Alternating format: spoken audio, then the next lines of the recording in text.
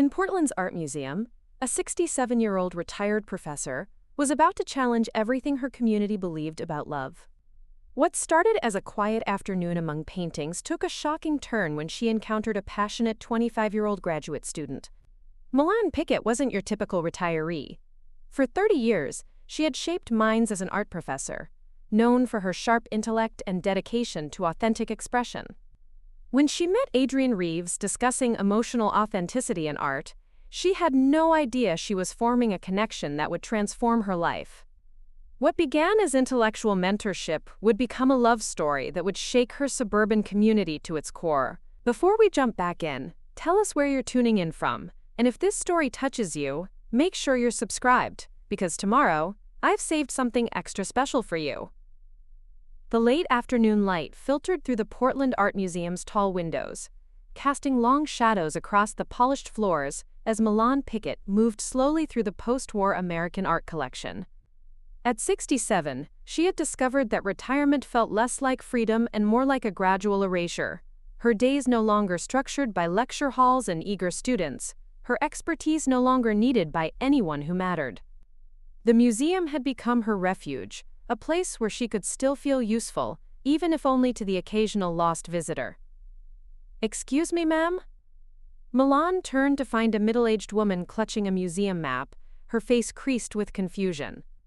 "I'm looking for the contemporary section, but I think I took a wrong turn somewhere." "You're close," Milan said, her voice warming with the familiar rhythm of instruction.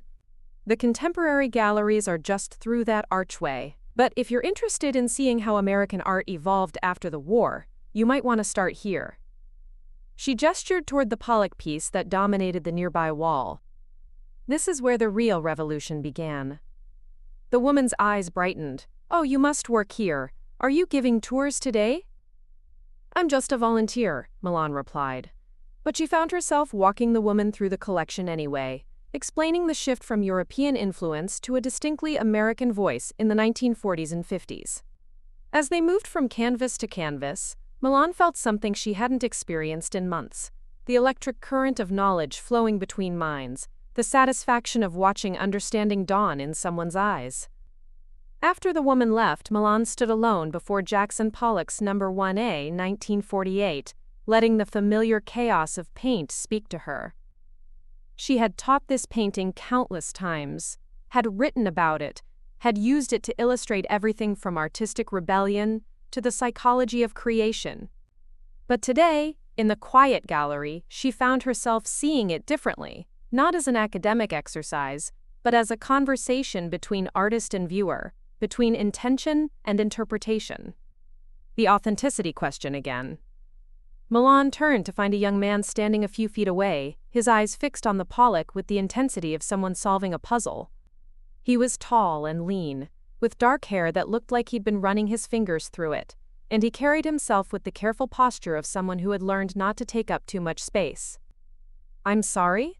Milan asked. "The authenticity question," he repeated, turning to face her. "I've been staring at this painting for 20 minutes. Wondering if Pollock's drip technique was genuine emotional expression or calculated rebellion. Whether the chaos is real or performed." He paused, seeming to register her presence fully for the first time. "I'm sorry, I didn't mean to interrupt your contemplation." Milan found herself smiling. "You weren't interrupting." And that's exactly the right question to ask. She moved closer to the painting, studying the layers of paint that seemed to dance across the canvas. "What do you think? Genuine or performed?" The young man considered this, his gaze moving between Milan and the painting. "I think maybe that's the wrong binary. Maybe the performance was the authenticity, the act of letting go of traditional control, of embracing accident and impulse. The technique itself was the emotional truth." "Now that," Milan said, impressed despite herself, "is a sophisticated reading. Are you an art student?" "Graduate student. Adrian Reeves." He extended his hand, and Milan noticed the calluses on his fingers, the slight tremor of someone who drank too much coffee and slept too little. "I'm working on my thesis about post-war American art and the construction of artistic identity." Milan Pickett, she replied, shaking his hand. And you're asking all the right questions for that topic. Adrian's eyes widened slightly. Professor Pickett? From Portland State? Milan felt a flutter of surprise and pleasure. Retired Professor Pickett? Yes. How did you— I've read your work on abstract expressionism and trauma theory. Your essay on Rothko's Chapel series was required reading in my undergraduate program. Adrian's enthusiasm was infectious, his earlier careful composure giving way to genuine excitement. I've been hoping to find someone who could help me understand the intersection between personal loss and artistic innovation in that period. Milan felt something stir in her chest, a warmth she hadn't experienced since her last day in the classroom. What specifically are you exploring? The idea that the most significant American art of the 1940s and 50s came from artists who were processing profound displacement, cultural, emotional, psychological. Pollock's alcoholism and family trauma, Rothko's immigration experience, de Kooning's relationship with language and homeland. Adrian gestured toward the painting. I'm trying to understand how personal crisis became the foundation for a new kind of artistic authenticity. Milan nodded slowly. Suffering as transformation rather than simply subject matter. Exactly, but I'm struggling with the academic framework. How do you write about emotional authenticity without reducing it to biographical determinism? How do you honor the personal while making the universal argument? Milan was quiet for a moment, studying Adrian's face. She saw something there that reminded her of her best students. Not just intelligence, but a genuine hunger to understand, to make meaning from complexity. Can I ask you something personal? Adrian nodded, though his posture stiffened slightly. What drew you to this particular question? What makes the intersection of loss and creativity so compelling to you? Adrian was quiet for a long moment, his gaze returning to the Pollock. I spent my childhood in foster care, he said finally. Different homes, different families, never quite belonging anywhere. I learned early that the stories people tell about their pain, in art, in literature, in music, were often the only honest communication I could find. The only place where displacement felt like it might serve a purpose. Milan felt her breath catch. And now you're trying to understand how that transformation works. I'm trying to understand if it works, Adrian corrected. If creating something from loss actually heals it, or if it just gives it a more acceptable form. Milan was quiet for a long moment, looking at the painting but seeing something else entirely. Her husband Thomas in his final weeks, how he had asked her to read to him from her favorite art books, how they had talked about color and form and meaning while his body slowly failed, how she had thrown herself into research afterward, writing papers about grief and creativity as if she could analyze her way through the pain. I think, she said finally, that the healing isn't in the creating itself. It's in the connection that comes after, when someone else sees your work and recognizes something true in it. When your private experience becomes a bridge to understanding. Adrian turned to look at her, and Milan saw something shift in his expression, a recognition, a moment of genuine connection. That's what I've been trying to articulate. The art isn't therapy for the artist, it's communication for the audience. The wound becomes the gift, Milan said, but only if someone is willing to receive it. They stood in comfortable silence for a moment, both looking at the Pollock, but thinking about larger questions. Milan felt more intellectually alive than she had in months, her mind racing with connections and possibilities. Adrian seemed to be processing something deeper, his expression thoughtful and slightly vulnerable. Professor Pickett, he said finally, I know this is presumptuous, but would you be willing to talk with me about my thesis? Not formally. I know you're retired. But maybe over coffee sometime? I feel like I've been working in isolation for so long, and talking with you has already shifted how I'm thinking about the whole project. Milan hesitated, not from reluctance, but from surprise at how much she wanted to say yes. I'd like that, she said. And please, call me Milan. I'm not Professor anything anymore. Milan, Adrian repeated, testing the name. Thank you. This means more than you know. As they exchanged contact information, Milan found herself studying Adrian's face. noting the way his eyes lit up when he talked about his research, the careful way he held himself, the genuine gratitude in his voice. She realized she was looking forward to their conversation in a way she hadn't anticipated anything in months. "I should let you get back to your research," she said, though she made no move to leave. "Actually, I think I'm done for today," Adrian said.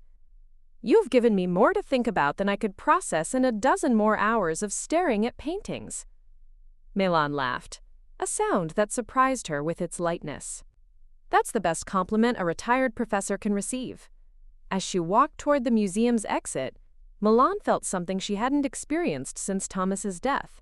A sense of anticipation, of possibility.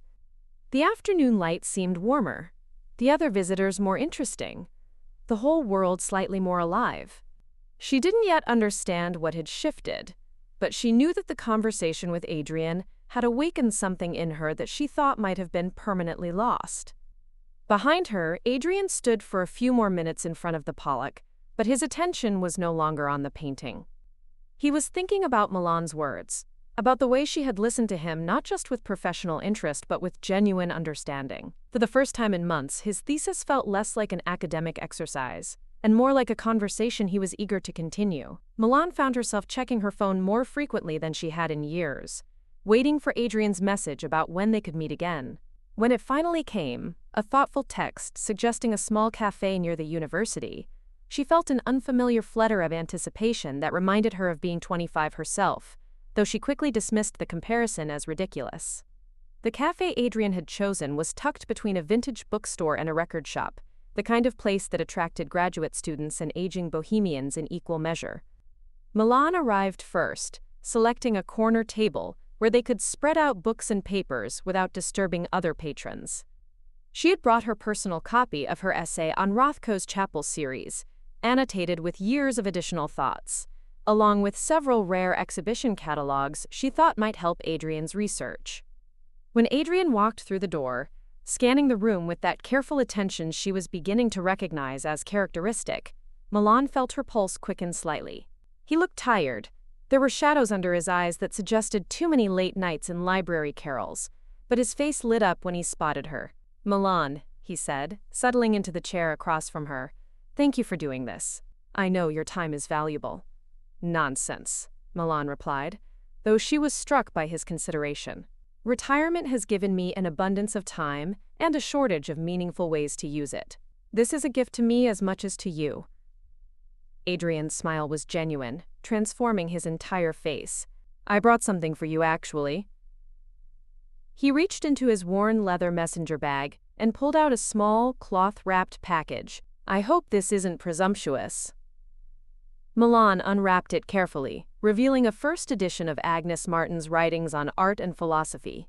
Her breath caught. She had been looking for this particular edition for years, had mentioned it in one of her papers as a foundational text that was nearly impossible to find. "Adrian, how did you even find this?"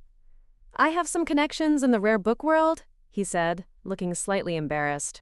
"I remembered you citing it in your essay on spiritual abstraction, and when I saw it in a catalog, I thought—" He trailed off, suddenly uncertain. "Is it something you'd actually want? I know you probably have access to academic copies." Milan ran her fingers over the worn cover, feeling the weight of decades of scholarship in her hands. "This is extraordinary. I can't accept something this valuable." "Please," Adrian said, his voice carrying a note of something deeper than politeness. "It's not just a thank you gift. I've been thinking about what you said yesterday, about art being a bridge to understanding. This book, Martin's thoughts on the intersection of silence and expression, it seems like it belongs with someone who understands what she was trying to say." Milan looked up at him, studying his face. There was something in his expression that made her heart skip. Not just gratitude or academic enthusiasm, but a kind of recognition, as if he saw something in her that she had forgotten about herself. "Then I accept it with deep gratitude," she said finally, "and I'll treasure it." They ordered coffee and began to discuss Adrian's thesis, but Milan found herself increasingly distracted by the way Adrian listened, not just to her words, but to the spaces between them, the half-formed thoughts she usually kept to herself. When she mentioned her theory about post-war artists using chaos as a form of spiritual discipline, Adrian leaned forward, his eyes bright with understanding. "That's exactly what I've been trying to articulate," he said. "The idea that disorder can be a path to transcendence, rather than just rebellion. But I've been struggling with how to frame it academically without losing the emotional truth." "The academic framework is important," Milan agreed, "but it shouldn't be a cage. Some truths resist systematic analysis." "Is that why you left academia?" Adrian asked, then immediately looked stricken. "I'm sorry, that was too personal." Milan paused, considering the question.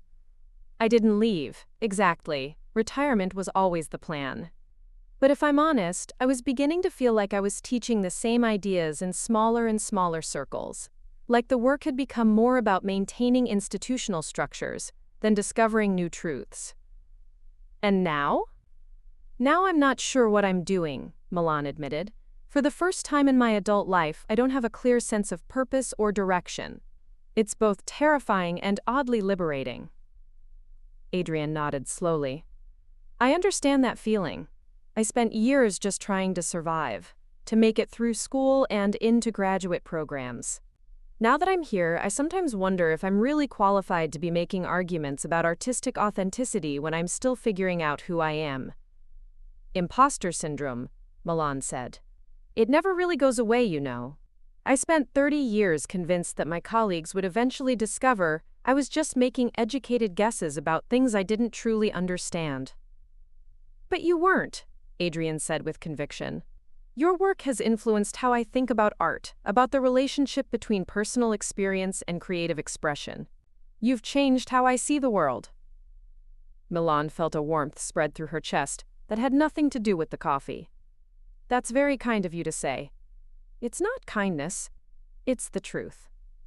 Their conversation continued for nearly 3 hours, ranging from Adrian's research to Milan's experiences in academia, to broader questions about art, meaning, and the courage required to create something genuine. Milan found herself sharing stories she hadn't told in years, about her early days as a professor, about the students who had challenged her thinking, about the papers she had written that had surprised even her with their insights. As the afternoon wore on, Milan became increasingly aware of how easy it was to talk with Adrian, how he seemed to understand not just her ideas, but the passion behind them. When he mentioned his thesis advisor's concerns about the subjective nature of his approach, Milan felt a familiar surge of protective anger. "Academic objectivity is often just another form of cowardice," she said firmly. "The best scholarship comes from scholars who are willing to risk something personal in their work." "That's what I keep trying to tell myself," Adrian said. "But sometimes I wonder if I'm just using intellectual frameworks to justify my own emotional needs." "What do you mean?"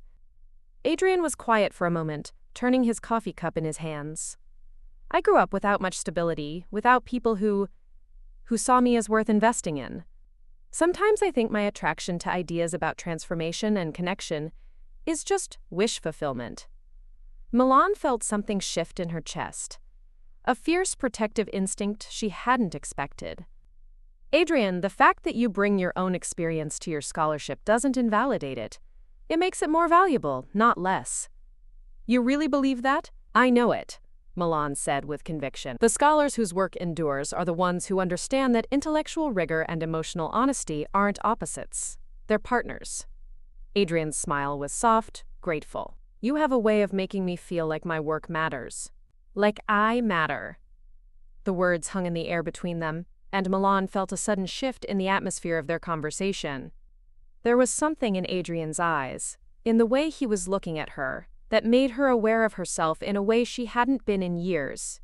She became conscious of her appearance, of the way the afternoon light was catching the silver in her hair, of the fact that she had chosen her clothes that morning with more care than usual. "You do matter," she said quietly. "Your work, your perspective, your—" She paused, uncertain how to finish the sentence without crossing some invisible line she wasn't sure she was ready to cross. "My what?" Adrian asked, his voice barely above a whisper. Milan looked at him, really looked at him, and saw not just a brilliant graduate student, but a young man whose eyes held depths of experience and understanding that belied his years. She saw someone who had listened to her not just with professional interest but with genuine care, who had brought her a gift that showed he had been thinking about her work, about her, in ways that went beyond academic courtesy. "Your heart," she said finally, "your capacity to care about ideas and people with equal intensity. That's rare, Adrian. That's precious." For a moment they sat in silence, the weight of unspoken recognition settling between them. Milan felt as if she were standing at the edge of something vast and unexplored, something that both thrilled and terrified her. "Milan," Adrian said, his voice carrying a note of wonder. I should probably get going," Milan said quickly, suddenly aware of how long they had been sitting there, how intimate their conversation had become. "I have some things to take care of at home." If Adrian was disappointed by her abrupt shift, he didn't show it. "Of course. But we should do this again. For your thesis," she added quickly. "I mean, for your thesis." "I'd like that," Adrian said, standing as she gathered her things. "Very much." As Milan walked to her car, she felt a familiar restlessness, an energy she hadn't experienced in years. Her mind was racing with ideas about Adrian's research, but underneath the intellectual excitement was something else. Awareness of herself as a woman, as someone capable of inspiring not just academic interest but something deeper and more personal. She drove home through the familiar streets of her neighborhood, but everything looked slightly different, as if the world had shifted while she wasn't paying attention. The houses seemed more vivid, the late afternoon light more golden, the whole landscape charged with possibility. At home, Milan found herself moving through her evening routine with unusual energy. She prepared dinner, something more elaborate than her usual solitary meals, and ate it while reading Agnes Martin's writings, feeling the weight of Adrian's gift in her hands. Every few pages, she would find herself thinking about something he had said, about the way he had listened, about the moment when their conversation had shifted from professional to something unmistakably personal. She was washing dishes when her phone buzzed with a text from Adrian. "Thank you for today. I haven't felt this excited about my work in months. I hope we can continue our conversations soon." Milan stared at the message, her heart beating faster than seemed reasonable. She started to type a professional response, then deleted it. Started again, then deleted that too. Finally, she wrote, "I enjoyed our conversation as well. I look forward to seeing where your research takes you." After she sent it, she stood in her kitchen, looking out at the garden Thomas had planted years ago, now maintained by a landscape service she could barely afford.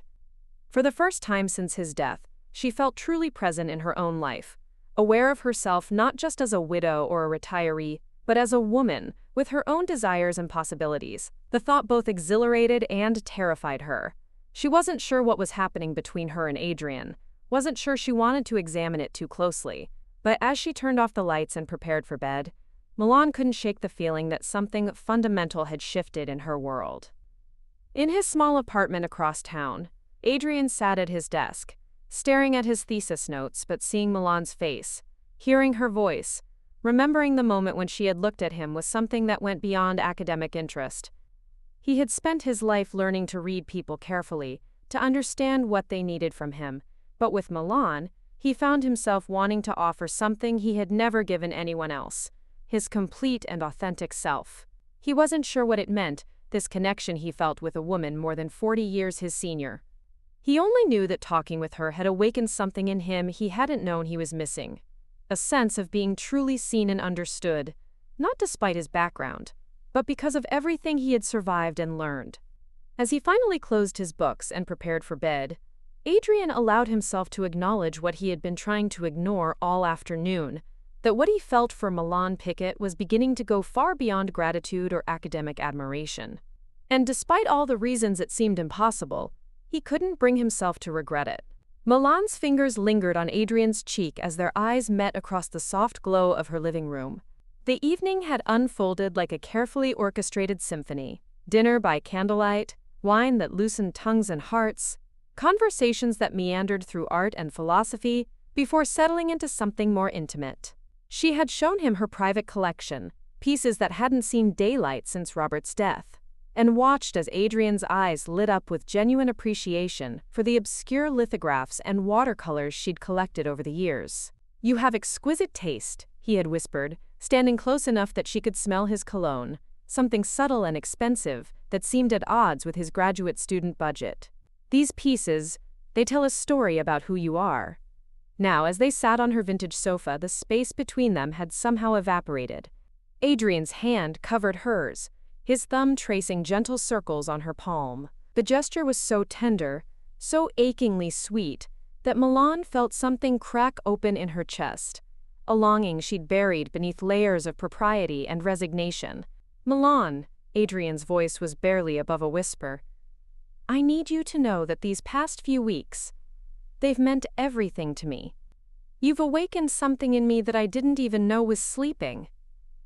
She studied his face in the lamplight, noting the earnestness in his dark eyes, the way his brow furrowed slightly when he was being particularly sincere. At 25, he possessed a gravity that men twice his age often lacked. "Adrian, the sharp sound of a key turning in the front door cut through the moment like a blade. Milan's head snapped toward the entryway, her heart hammering against her ribs. Only one person had a key to her house. "Aunt Milan? Sorry to barge in, but I saw your lights on and thought I'd—" David Pickett's voice died in his throat as he rounded the corner into the living room. His eyes swept the scene before him, the intimate lighting, the wine glasses, the way Milan and Adrian had sprung apart like guilty teenagers. Milan rose from the sofa, smoothing her blouse with trembling hands. "David, I wasn't expecting you." Her nephew stood frozen in the doorway, his briefcase still clutched in his hand, his usually composed expression cracking with shock, and something that looked suspiciously like horror. At 43, David had inherited his father's solid build and serious demeanor, but none of his Uncle Robert's easy warmth. He was a good man, Milan had always known that, but he was also painfully conventional, a creature of routine and propriety who measured his life in quarterly reports and mortgage payments. "I can see that," David said, his voice tight. His gaze shifted to Adrian, who had also stood, his hands clasped behind his back in a gesture Milan recognized as his way of dealing with nervousness. "And you are?" "Adrian Reeves." Adrian stepped forward, extending his hand.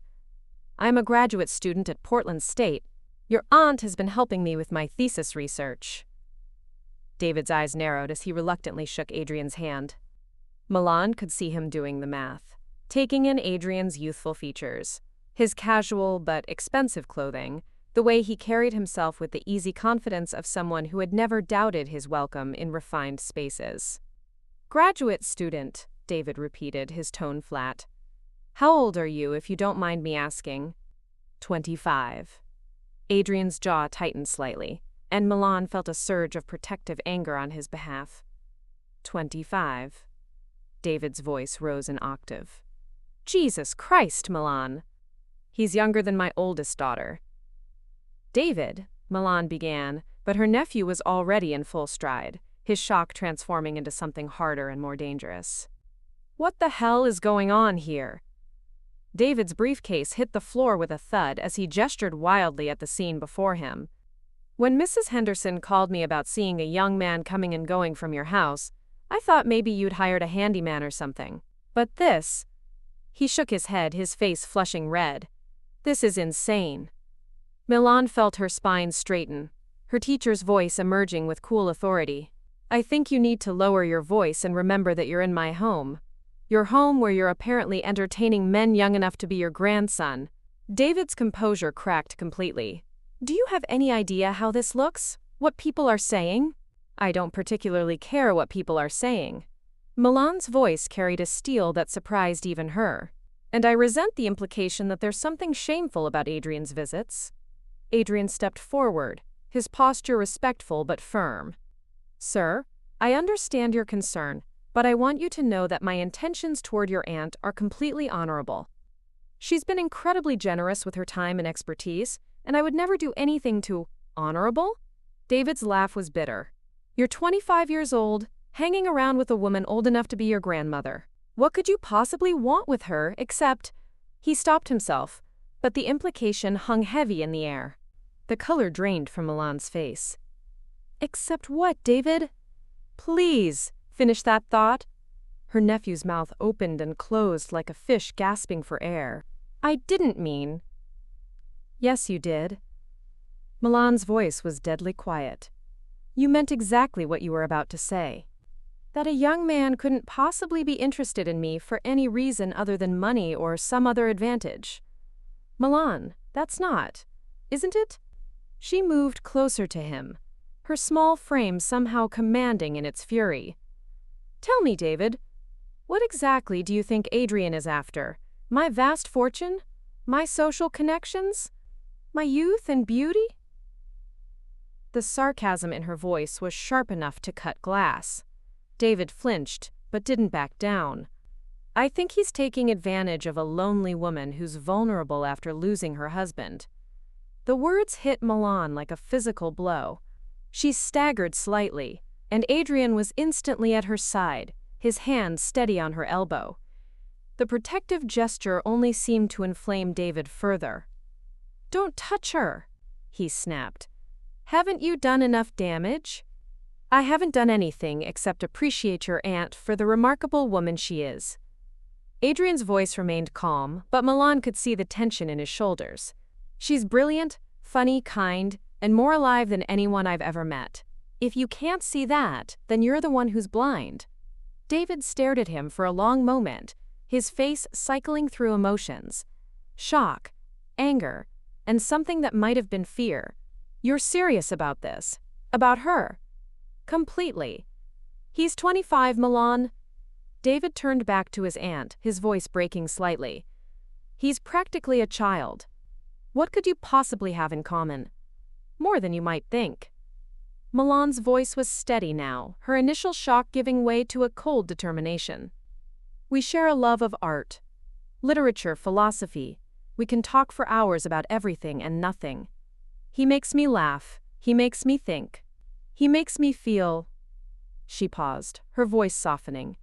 He makes me feel like myself again. You're having a midlife crisis, David said desperately. This is what happens when people retire. They panic about aging, about mortality, and they make stupid decisions. I'm not having a midlife crisis, Milan said quietly. I'm having a life. The silence that followed was deafening. David's face went through several transformations: anger, hurt, bewilderment. Finally, he turned to Adrian, his voice heavy with barely controlled emotion. How long has this been going on? We've been seeing each other for about 6 weeks, Adrian answered honestly. But it started as academic collaboration. Your aunt has been invaluable in helping me understand the post-war American art scene. 6 weeks. David rubbed his face with his hands. And you didn't think to mention this to me, Milan? Your only family in the state? I didn't think it was any of your business. The words came out harsher than Milan intended, but she didn't soften them. I'm a grown woman, David. I don't need your permission to live my life. You need someone to protect you from making mistakes that could destroy your reputation, your standing in the community. David's voice grew louder again. Do you have any idea what people will say when they find out about this? What they're already saying? Let them talk, Milan said firmly. I've spent my entire life worrying about what other people think. I'm done with that. Preparing and narrating this story took us a lot of time, so if you are enjoying it, subscribe to our channel. It means a lot to us. Now, back to the story. Well, I'm not. David's composure finally shattered completely. I have to live in this community too. I have daughters who go to school here, a business that depends on my reputation. I can't have my aunt making a fool of herself with some kid who's obviously using her for get out. Milan's voice cut through his tirade like a knife. David stopped mid-sentence, his mouth hanging open. What? I said get out of my house. Milan's voice was perfectly calm, but her hands were trembling. Right now, Milan, you can't be serious. I've never been more serious about anything in my life. She moved to the front door, holding it open. You've insulted me. You've insulted Adrian, and you've made it clear that you think I'm some pathetic old woman who can't be trusted to make her own decisions. I won't tolerate that kind of disrespect in my own home. David looked between her and Adrian, his face a mask of hurt and confusion. I'm trying to protect you. From what? From happiness? From feeling alive for the first time in years? Milan's voice broke slightly. David, I love you. You're the closest thing to a son I'll ever have. But I won't let you or anyone else dictate how I live my life.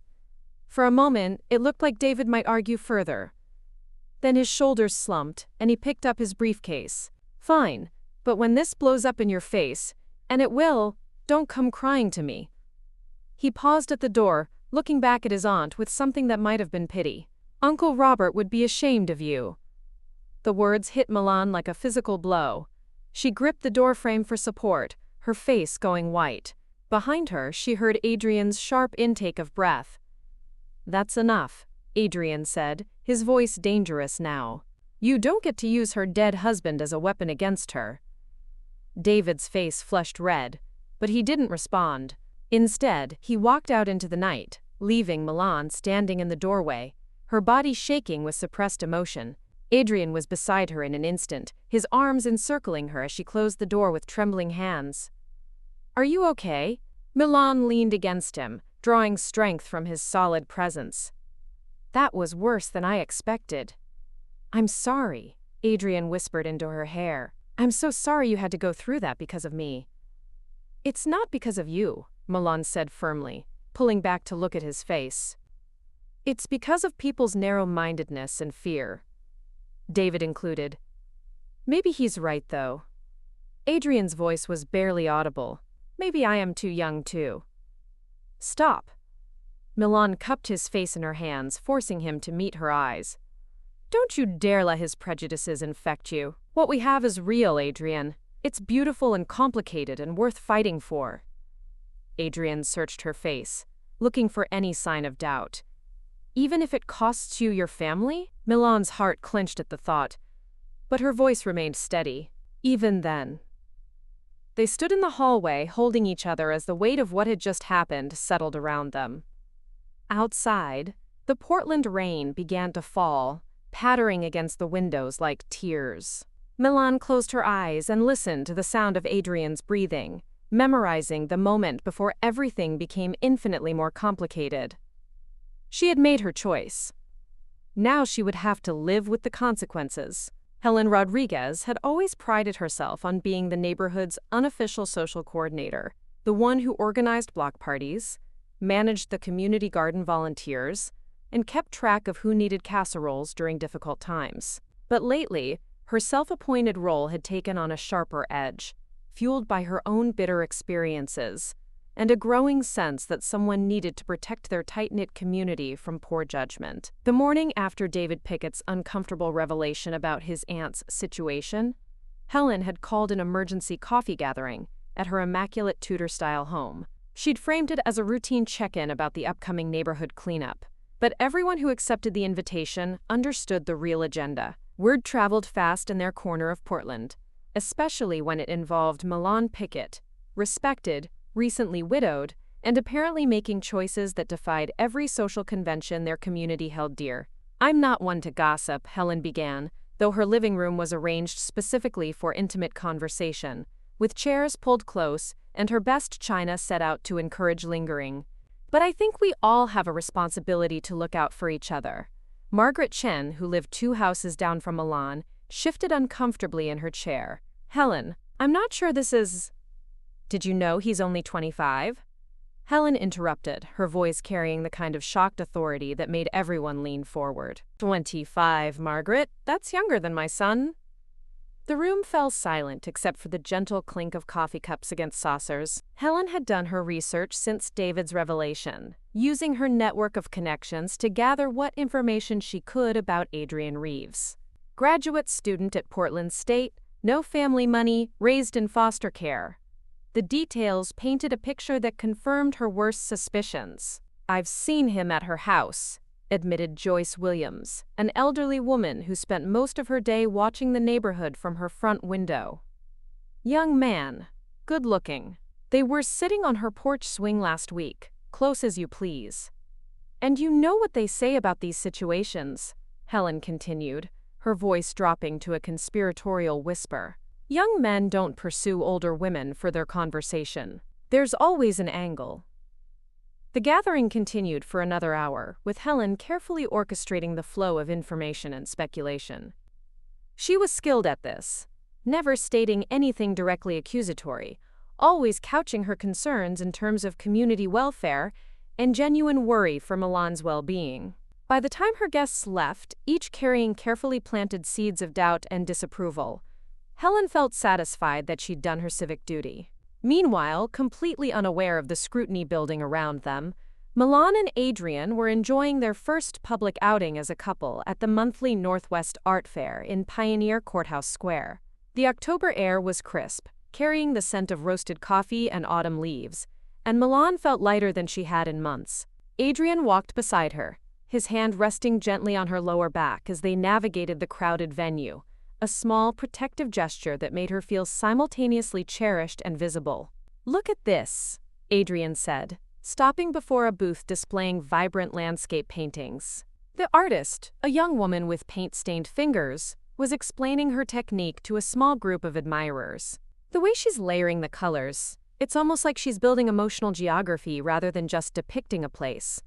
Milan studied the painting he'd indicated, a moody piece showing the Columbia River Gorge shrouded in mist. "You're right. See how she's used the underpainting to create that sense of depth?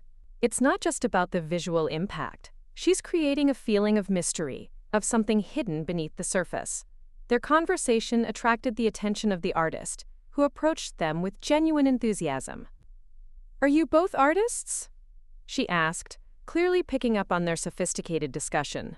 "I'm a graduate student in art history," Adrian replied, "and Milan here is a retired art professor. She's been incredibly generous with her expertise." The artist's eyes lit up. "Professor Pickett? I've heard your name mentioned in some of the university circles. Your work on post-war American art education is supposed to be groundbreaking." Milan felt a flush of pleasure at the recognition.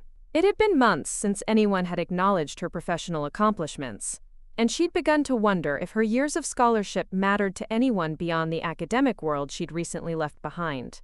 As they continued through the fair, Milan became increasingly aware of the stares and whispered conversations that seemed to follow them. She'd initially dismissed it as the usual attention that came with being in a crowded public space, but the quality of the looks, some curious, others disapproving, began to register. Adrian noticed too, his protective instincts sharpening as he guided her through the crowd. "That's a beautiful piece," Milan said, stopping before a small abstract painting that reminded her of the Pollock they'd first discussed. The colors were more muted, the composition more controlled, but there was something in the interplay of form and emotion that spoke to her.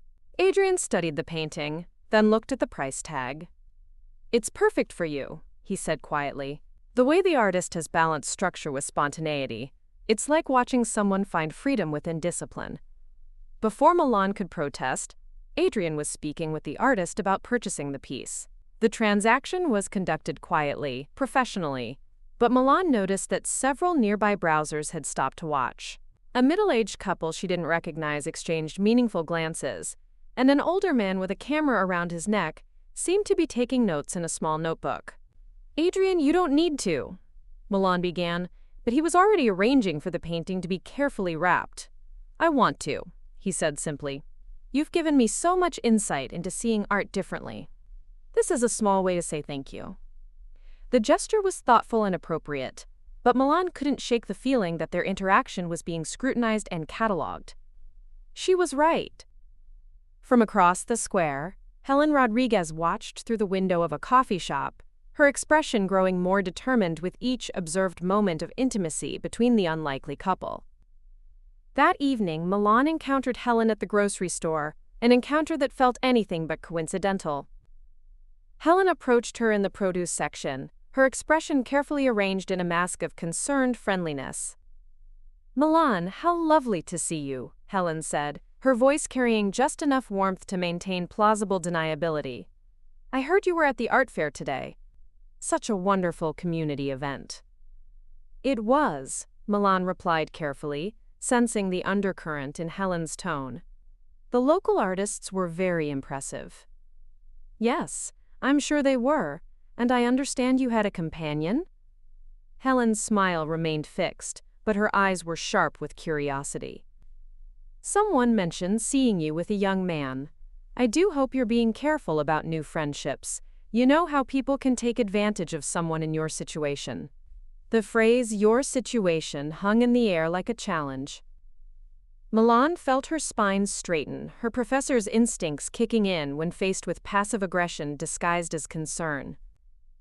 I appreciate your interest, Helen, but I'm quite capable of managing my own relationships, Milan replied, her voice steady but cool.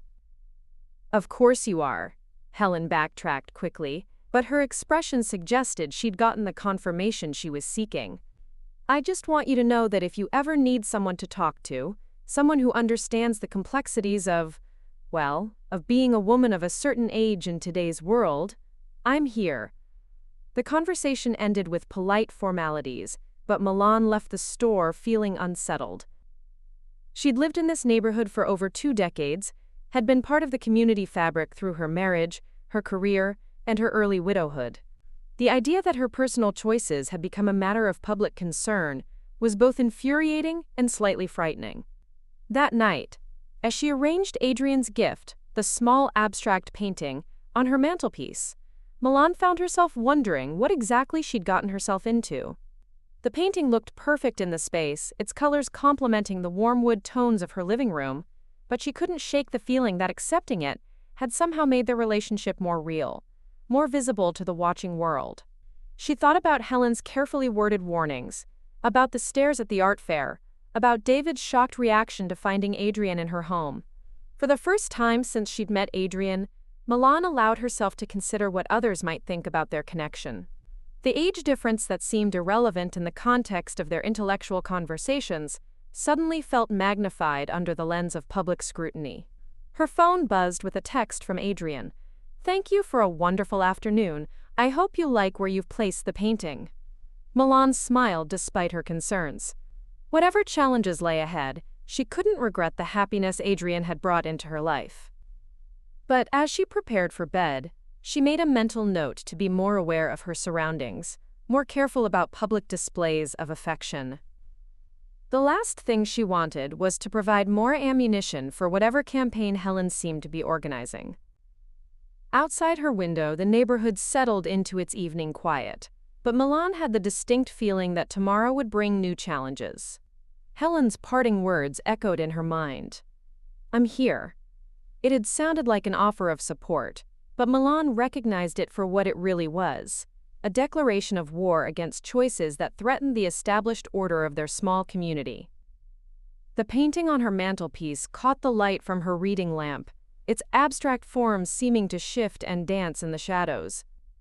Like her relationship with Adrian, it was beautiful but complex, open to interpretation, and likely to provoke strong reactions from those who preferred their art and their lives to follow more conventional patterns. Milan turned off the lights, but sleep was a long time coming. Tomorrow she would have to navigate a world that had suddenly become much more complicated, where her private happiness had become a matter of public concern. The question was whether she had the strength to fight for what she'd found, or if the pressure of community disapproval would prove too heavy to bear. The first concrete sign of the community's shifting attitude came on a Thursday morning, delivered through a phone call that Milan had been expecting for over a decade. Jennifer Walsh, the current president of the Riverside Book Club, called with what she described as, quote, "difficult news to share." "Milan, I hope you understand that this isn't personal," Jennifer began, her voice carrying the particular strain that came with delivering uncomfortable messages. "But several of our members have expressed concerns about the leadership dynamics in our group, and we've decided it might be best to restructure our organization." Milan stood in her kitchen, coffee mug halfway to her lips, understanding immediately what Jennifer wasn't saying directly. The Riverside Book Club had been Milan's intellectual sanctuary for 15 years, a monthly gathering where she'd found stimulating conversation and lasting friendships. She'd been the discussion leader for the past 3 years, a role she'd accepted after her retirement to maintain some sense of purpose and community connection. "I see," Milan said carefully, And this restructuring involves removing me from my leadership position? We're moving toward a more collaborative model, Jennifer continued, her rehearsed words betraying the group's collective discomfort. We think it would be beneficial to rotate leadership responsibilities more frequently. Give everyone a chance to contribute. The conversation continued for another few minutes, filled with euphemisms and carefully worded explanations that couldn't disguise the truth.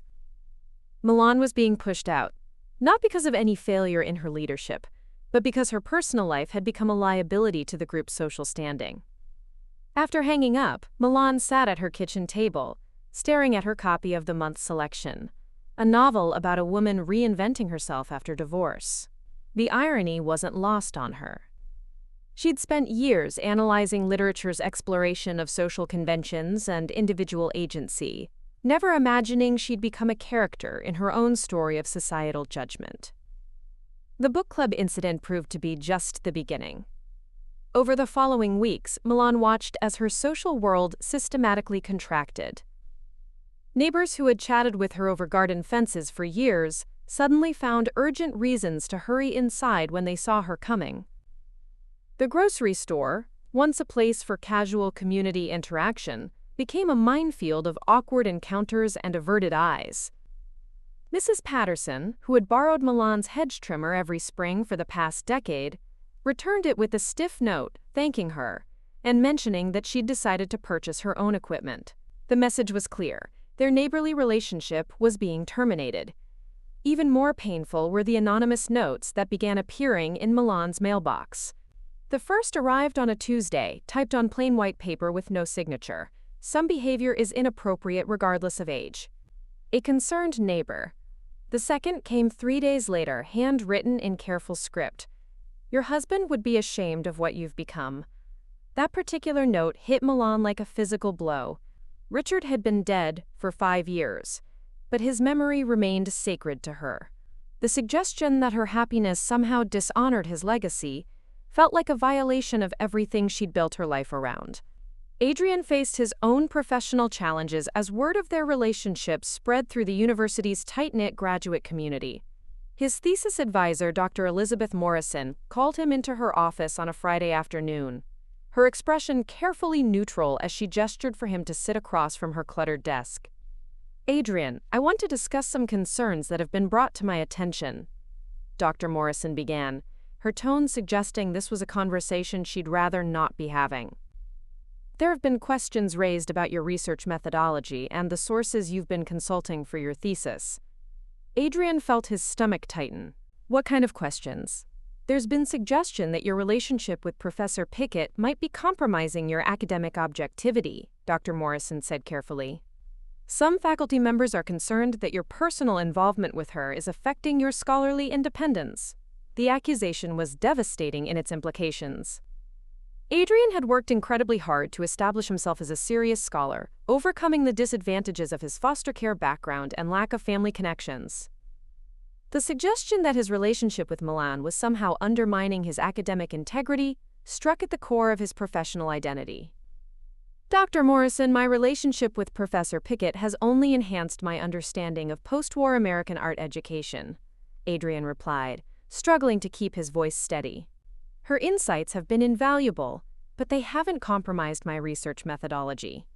If anything, they've made my work more rigorous. I understand your perspective, Dr. Morrison said, but perception matters in academic circles. I'm not saying you need to end your association with Professor Pickett, but you might want to consider how visible that relationship should be while you're completing your degree. The conversation left Adrian feeling professionally vulnerable for the first time since he'd begun his graduate studies. He'd worked so hard to prove himself worthy of academic respect, and now his personal life was threatening to undermine everything he'd built. The most painful public confrontation came during a community meeting about the upcoming neighborhood holiday decorations. Milan had attended these meetings for years, contributing both financially and organizationally to the seasonal celebrations that brought their community together. She arrived expecting routine discussions about light displays and cleanup schedules, but found herself facing a room full of hostile or carefully neutral faces.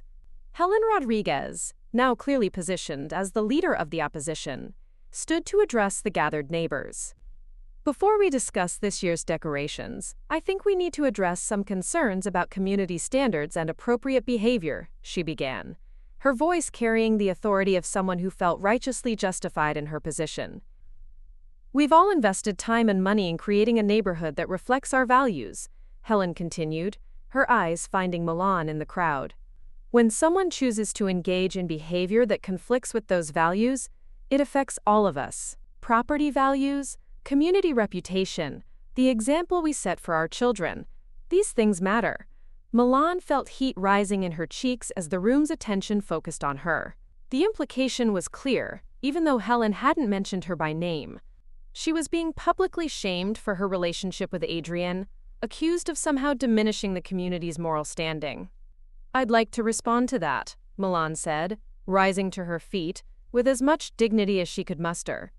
If we're going to discuss community standards, perhaps we should start with the standard of treating our neighbors with respect and kindness, regardless of their personal choices. No one is being disrespectful, Helen replied smoothly. We're simply concerned about maintaining the character of our neighborhood. When people make choices that seem designed to attract attention or create controversy, it affects everyone. The meeting continued for another hour, with Milan sitting alone in her corner of the room, feeling the weight of collective disapproval. Several neighbors who had been friendly for years avoided making eye contact, while others whispered among themselves with poorly concealed glances in her direction. When the meeting finally ended, Milan found herself walking to her car alone, while groups of neighbors continued their conversations in the parking lot. The isolation was complete and devastating. She'd become a pariah in her own community, excluded from the social networks that had sustained her through decades of neighborhood life. The only bright spot in this increasingly dark period was the unexpected appearance of Dr. Sarah Kim, Milan's former colleague from the university, who showed up at her door on a Saturday morning with coffee and pastries from their favorite downtown bakery.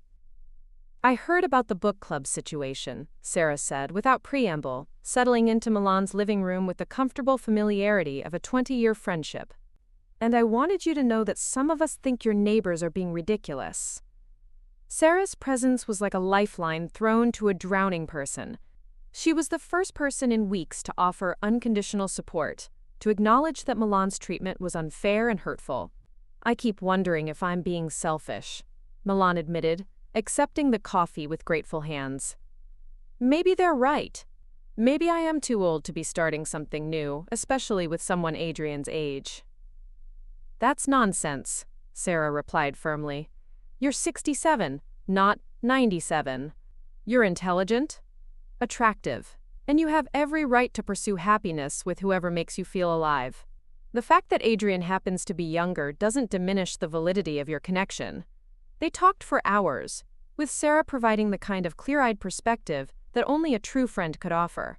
She reminded Milan of her strength, her accomplishments, and her right to make choices based on her own happiness rather than others' expectations. The question isn't whether you're being selfish, Sarah said as their conversation wound down. The question is whether you're being true to yourself. And from what I can see, this relationship has brought you more joy than you've experienced in years.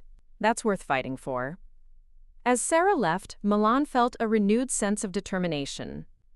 The community's disapproval hurt, but it didn't negate the genuine connection she'd found with Adrian. The challenge would be maintaining that connection while navigating the social minefield that her neighborhood had become. That evening, as Milan sat in her living room looking at the abstract painting Adrian had bought her, she made a decision. She wouldn't let the community's judgment drive her away from the first meaningful relationship she'd had since Richard's death. The price of their disapproval was high, but the cost of abandoning her own happiness would be even higher. Outside her window, the neighborhood settled into its evening quiet, but Milan knew that tomorrow would bring new challenges. The gossip network that Helen had so carefully constructed wasn't going to disappear overnight, and the social ostracism would likely continue. But for the first time in weeks, Milan felt ready to face whatever came next. She had found something worth fighting for, and she was finally ready to fight. The breaking point came on a gray November morning, when Milan woke to find her newspaper missing and a fresh anonymous note tucked under her windshield wiper. This one was different from the others. More personal, more vicious. Stop embarrassing yourself and this neighborhood. Your husband is rolling over in his grave, watching you make a fool of yourself with that boy. Milan stood in her driveway, still in her bathrobe, holding the note with trembling hands. The words hit her like physical blows, each one designed to target her deepest insecurities and fears. For the first time since the community campaign against her had begun, she felt truly defeated. The fight had gone out of her, replaced by a bone-deep exhaustion that made her question everything she thought she knew about her own strength. She spent the morning sitting at her kitchen table, staring at her phone, composing and deleting text messages to Adrian. How could she explain that she was considering ending their relationship not because her feelings had changed, but because she lacked the courage to continue fighting a battle that seemed impossible to win? How could she tell him that the weight of social disapproval was crushing her spirit in ways she'd never anticipated? The doorbell rang just after noon and Milan almost didn't answer it. She'd grown accustomed to avoiding unexpected visitors, tired of the confrontations and uncomfortable conversations that had become part of her daily reality. But something about the persistent, gentle knocking made her reconsider. Dr. Sarah Kim stood on her doorstep. But this time she wasn't alone. Isabella Martinez, Adrian's best friend from graduate school, stood beside her, looking nervous, but determined. Milan had met Isabella briefly at a university event, remembering her as the fierce young woman who defended Adrian's research methodology when a professor had questioned his approach. "We need to talk," Sarah said simply, and Milan stepped aside to let them in. The conversation that followed was unlike anything Milan had experienced. Sarah and Isabella had apparently been discussing the situation independently, each approaching it from their own perspective but reaching similar conclusions about the unfairness of the community's treatment. "Adrian is destroying himself over this," Isabella said without preamble, her characteristic directness cutting through any polite preliminaries. "He's convinced that his relationship with you is causing you pain, and he's talking about stepping away to protect you from further harassment." Milan felt her heart sink. "He said that?" "He's been questioning everything," Isabella continued. "Whether his feelings are real, whether he's being selfish, whether he's too young to understand what he's putting you through. It's breaking my heart to watch him doubt himself when I know how genuine his feelings are." Sarah leaned forward, her expression serious. "Milan, I've known you for 20 years. I've seen you weather professional challenges, personal losses, and academic politics that would have destroyed lesser people. But I've never seen you back down from something that mattered to you. Until now." The words stung because they were true. Milan had always prided herself on her intellectual courage, her willingness to stand up for her principles even when it was difficult. But the sustained campaign of social ostracism had worn her down in ways she hadn't anticipated. "It's not just about me," Milan said quietly. "Adrian's career could be affected. His reputation in academic circles. I can't ask him to sacrifice his future for a relationship that might not even work out." "But shouldn't that be his choice to make?" Isabella asked. "Adrian has been taking care of himself since he was 14. He's not naive about the challenges you're both facing. If anything, he's more realistic about difficult situations than most people our age." The conversation continued for over an hour, with Sarah and Isabella systematically addressing every argument Milan had constructed for ending the relationship. They weren't trying to pressure her into staying with Adrian. Instead, they were challenging her to examine whether her reasons for leaving were based on genuine concerns or internalized shame from the community's judgment. "The question isn't whether this relationship is unconventional," Sarah said finally. "The question is whether it's authentic. Does Adrian make you happy? Do you bring out the best in each other? Do you share values and goals that matter to both of you?"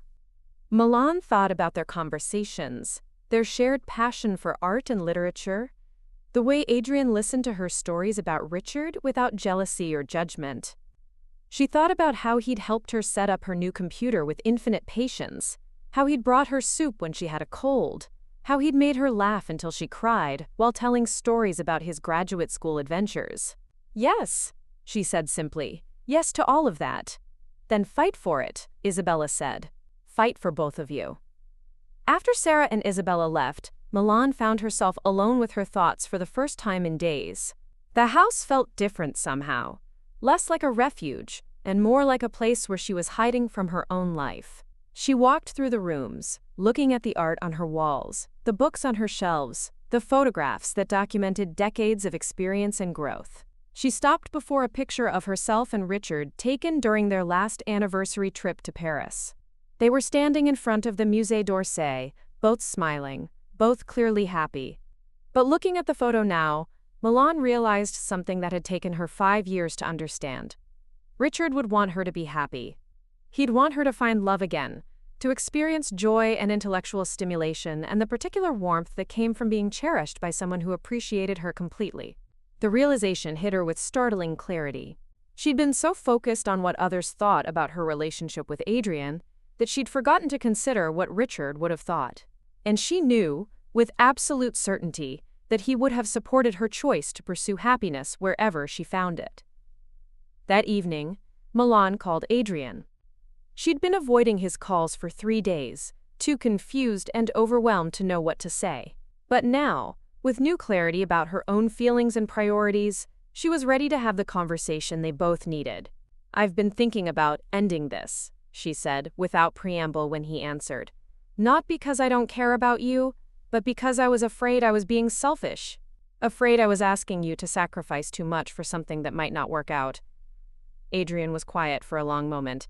"And now? Now I realize I was making decisions based on fear rather than love," Milan said. "I was letting other people's opinions matter more than my own happiness. More than our happiness."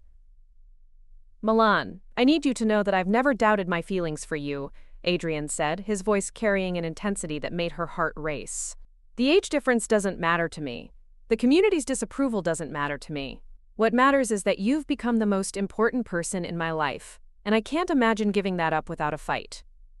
The conversation continued for another hour, with both of them acknowledging the challenges they faced while reaffirming their commitment to each other.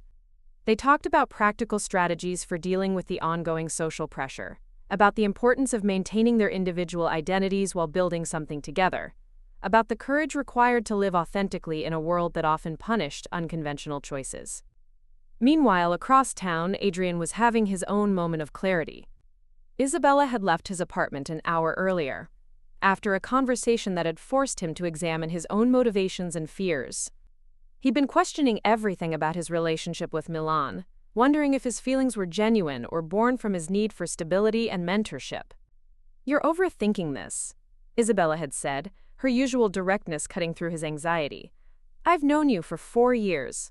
I've seen you with other people, watched you navigate relationships that didn't work out. What you have with Milan is different. It's not about your need for a mother figure or her need to feel young again.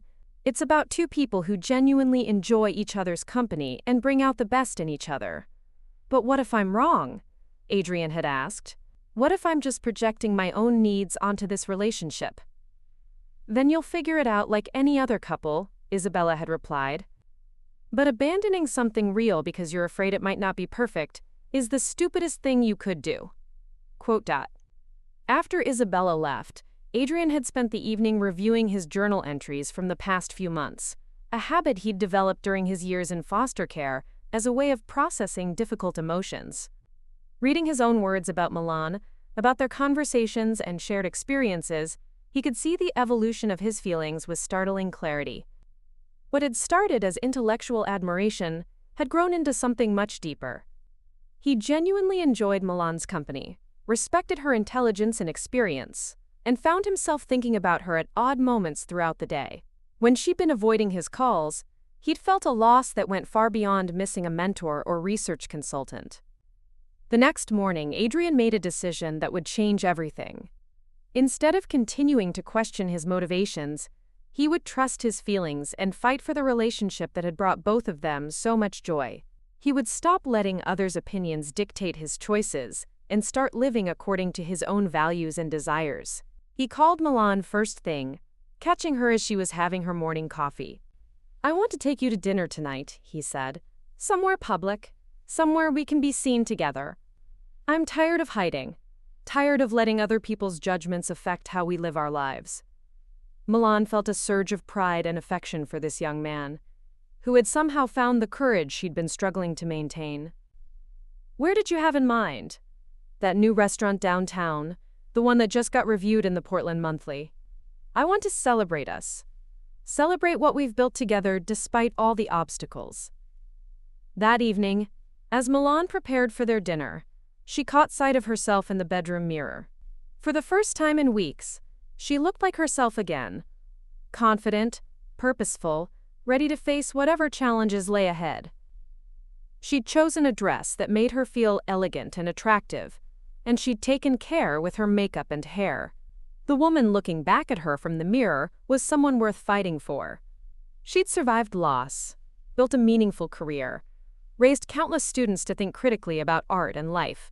She'd loved deeply and been loved in return. Her relationship with Adrian didn't diminish any of that history. It added a new chapter to a story that was far from over. As she waited for Adrian to arrive, Milan felt a sense of peace she hadn't experienced in weeks. The community's disapproval still hurt, but it no longer had the power to dictate her choices. She'd found something worth fighting for, and she was finally ready to fight. The doorbell rang, and Milan opened it to find Adrian standing on her doorstep, holding a single red rose and wearing a smile that made her heart skip. "Ready for our first official date as a couple who refuses to hide?" he asked. "I've been ready for weeks," Milan replied, taking his offered arm. "I just forgot for a while." As they walked to his car, Milan noticed Mrs. Patterson watching from her window, her expression disapproving but powerless. Let her watch, Milan thought. Let them all watch. She was done living her life according to other people's expectations. The evening stretched ahead of them, full of possibility and promise. They would face whatever challenges came next together, as partners who had chosen each other despite the obstacles. The community's judgment would continue, but it would no longer define their relationship or limit their happiness. Milan had found her courage again, and this time, she wouldn't let anyone take it away. Milan's hands trembled slightly as she set down her coffee cup, the ceramic meeting the saucer with a soft clink that seemed to echo in the quiet of her kitchen. The conversation with Dr. Sarah Kim had ended hours ago, but her friend's words still resonated through her mind like ripples in still water. The question isn't whether you deserve happiness, Milan. The question is whether you're brave enough to claim it. Outside her window, the morning sky had taken on an ominous cast, heavy clouds rolling in from the west, with the kind of density that promised more than just rain. The weather forecast had been calling for a significant storm system, unusual for Portland in late February, but climate patterns had been shifting in recent years. Milan watched the wind pick up, sending her neighbor's recycling bins skittering across the driveway with a metallic clatter. Her phone buzzed against the granite countertop. Adrian's name appeared on the screen, and despite everything, the gossip, the social ostracism, the painful confrontation at the community meeting, her heart still lifted at the sight of it. "Good morning," she answered, surprised by how steady her voice sounded. "Milan." His voice carried that particular warmth that had drawn her to him from the beginning. "I was just checking the weather reports. They're predicting some serious conditions today, possible power outages, heavy snow accumulation. Do you have everything you need?" She smiled despite herself.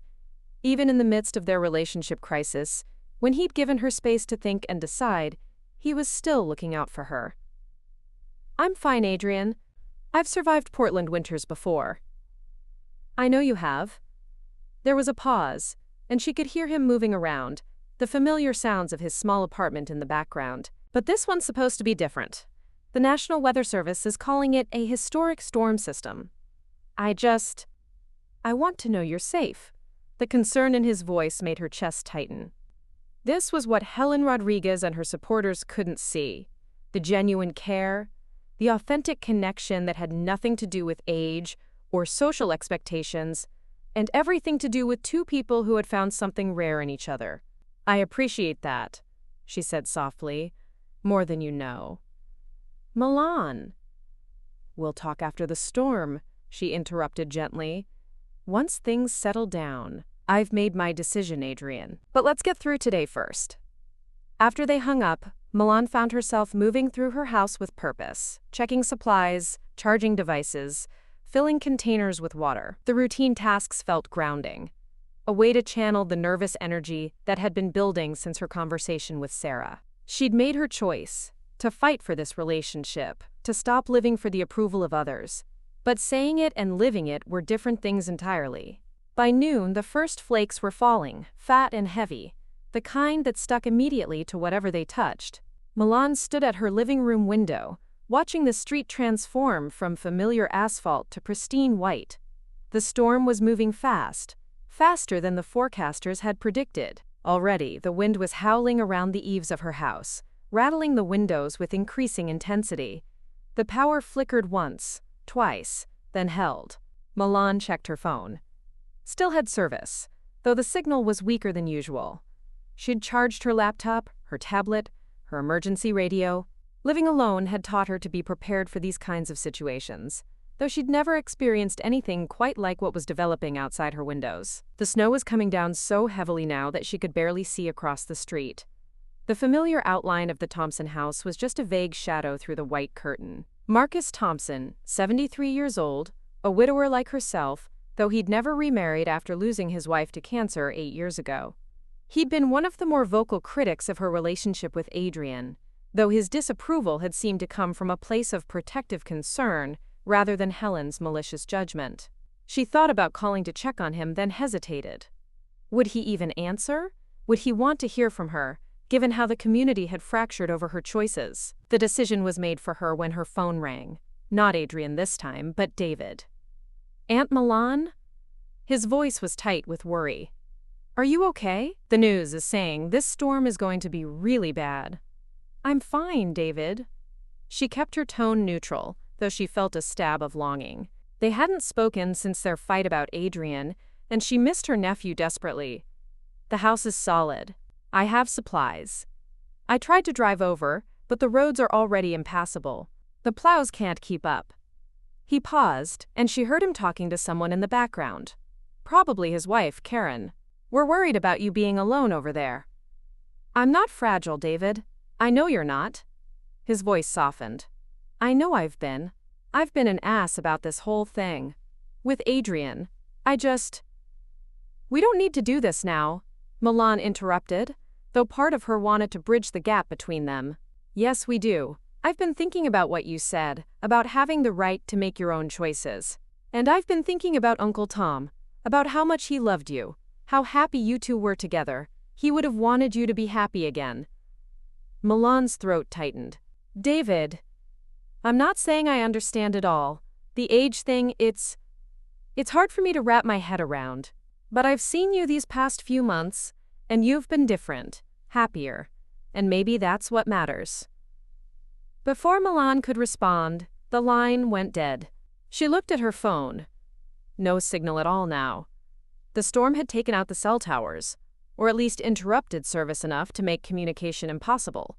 She was truly alone now, cut off from the outside world by the wall of white surrounding her house. The wind was becoming ferocious, a constant howl that seemed to shake the very foundation of her home. She could hear things hitting the siding, branches, debris, maybe even parts of other people's houses.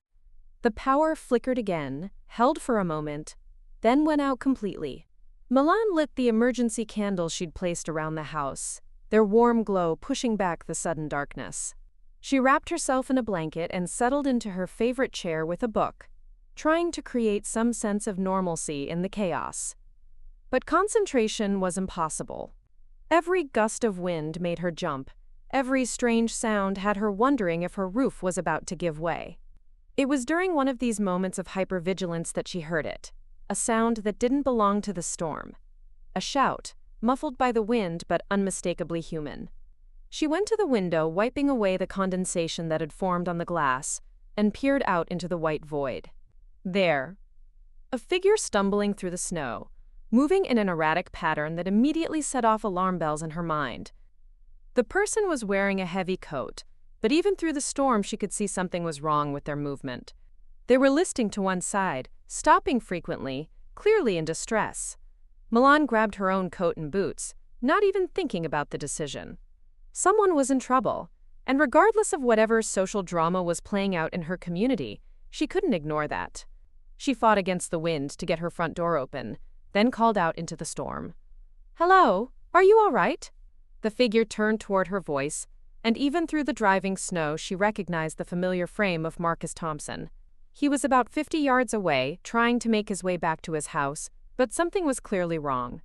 He raised one hand toward her, a gesture that might have been a wave or a cry for help, and then he collapsed. Milan didn't hesitate. She grabbed her phone, useless without signal, but the flashlight still worked, and plunged into the storm. The cold hit her like a physical blow, the wind threatening to knock her off her feet with every step. The snow was already knee-deep, and getting deeper by the minute. Each step forward required enormous effort, and she could feel the cold seeping through her boots, numbing her toes. Marcus was unconscious when she reached him, his face pale against the white snow. She knelt beside him, her nursing training from 40 years ago kicking in automatically. Pulse, weak but present. Breathing, shallow but steady. His skin was cold to the touch but not hypothermic yet. She needed to get him help, but how? "Marcus!" She shook his shoulder gently. "Marcus, can you hear me?" His eyes fluttered open, unfocused and confused. "Milan?" His voice was barely a whisper above the wind. "I was checking on Mrs. Patterson. She's alone, and I thought... chest pain. Can't breathe right. Heart attack." Milan's mind went into crisis mode, pushing aside everything else. The storm, their personal conflicts, her own fear. She'd seen enough medical emergencies, during her years of teaching, to recognize the signs. Marcus needed professional help, but there was no way to get him to a hospital in these conditions. She needed to stabilize him here, somehow. "I'm going to help you," she told him, having to shout over the wind. "We need to get you inside, out of this cold." But Marcus was a big man, and Milan knew she couldn't carry him. The snow was too deep, the wind too strong. She looked around desperately, trying to figure out how to solve this impossible situation, when she heard the sound of an engine. Through the storm, she saw headlights approaching, a vehicle moving slowly but steadily down the street. As it got closer, she recognized Adrian's old Subaru, the one he'd modified with snow tires and emergency equipment from his days in foster care, when he'd learned to be prepared for anything. The car stopped, and Adrian emerged, already dressed in winter gear that looked more professional than anything she'd seen in the neighborhood. He took in the situation immediately, Milan kneeling beside Marcus in the snow, Marcus's obvious distress, the urgency of the moment. "What happened?" he asked, dropping to his knees beside them without any of the awkwardness that had characterized their recent interactions. "I think he's having a heart attack," Milan said. He was checking on Mrs. Patterson and collapsed. Adrian's hands went to Marcus's wrist, checking his pulse with the practiced efficiency of someone who'd done this before. "Pulse is weak and irregular. Marcus, can you tell me where the pain is?" Marcus's eyes focused on Adrian with something that might have been surprise. "Chest," he managed. "Left arm. Feel like an elephant sitting on me." Classic presentation. Adrian murmured to Milan. "We need to get him inside and call for help." "Phone service is down," Milan said. "I've got a satellite phone in the car. Emergency services are still operating, but it's going to take them a while to get here." Adrian looked around, assessing the situation. "We need to stabilize him until they arrive." Working together, they managed to get Marcus into Adrian's car and then into Milan's house. Adrian's movements were sure and competent, directing Milan in how to position Marcus, how to monitor his breathing, what signs to watch for. It was only as they were settling Marcus on her couch that Milan realized Adrian knew exactly what he was doing. "EMT training," Adrian explained, seeing her questioning look. "I got certified when I was 18. One of the foster homes I lived in, the family ran a medical transport service. They taught me basic emergency response. Milan felt a wave of emotion that had nothing to do with the crisis at hand.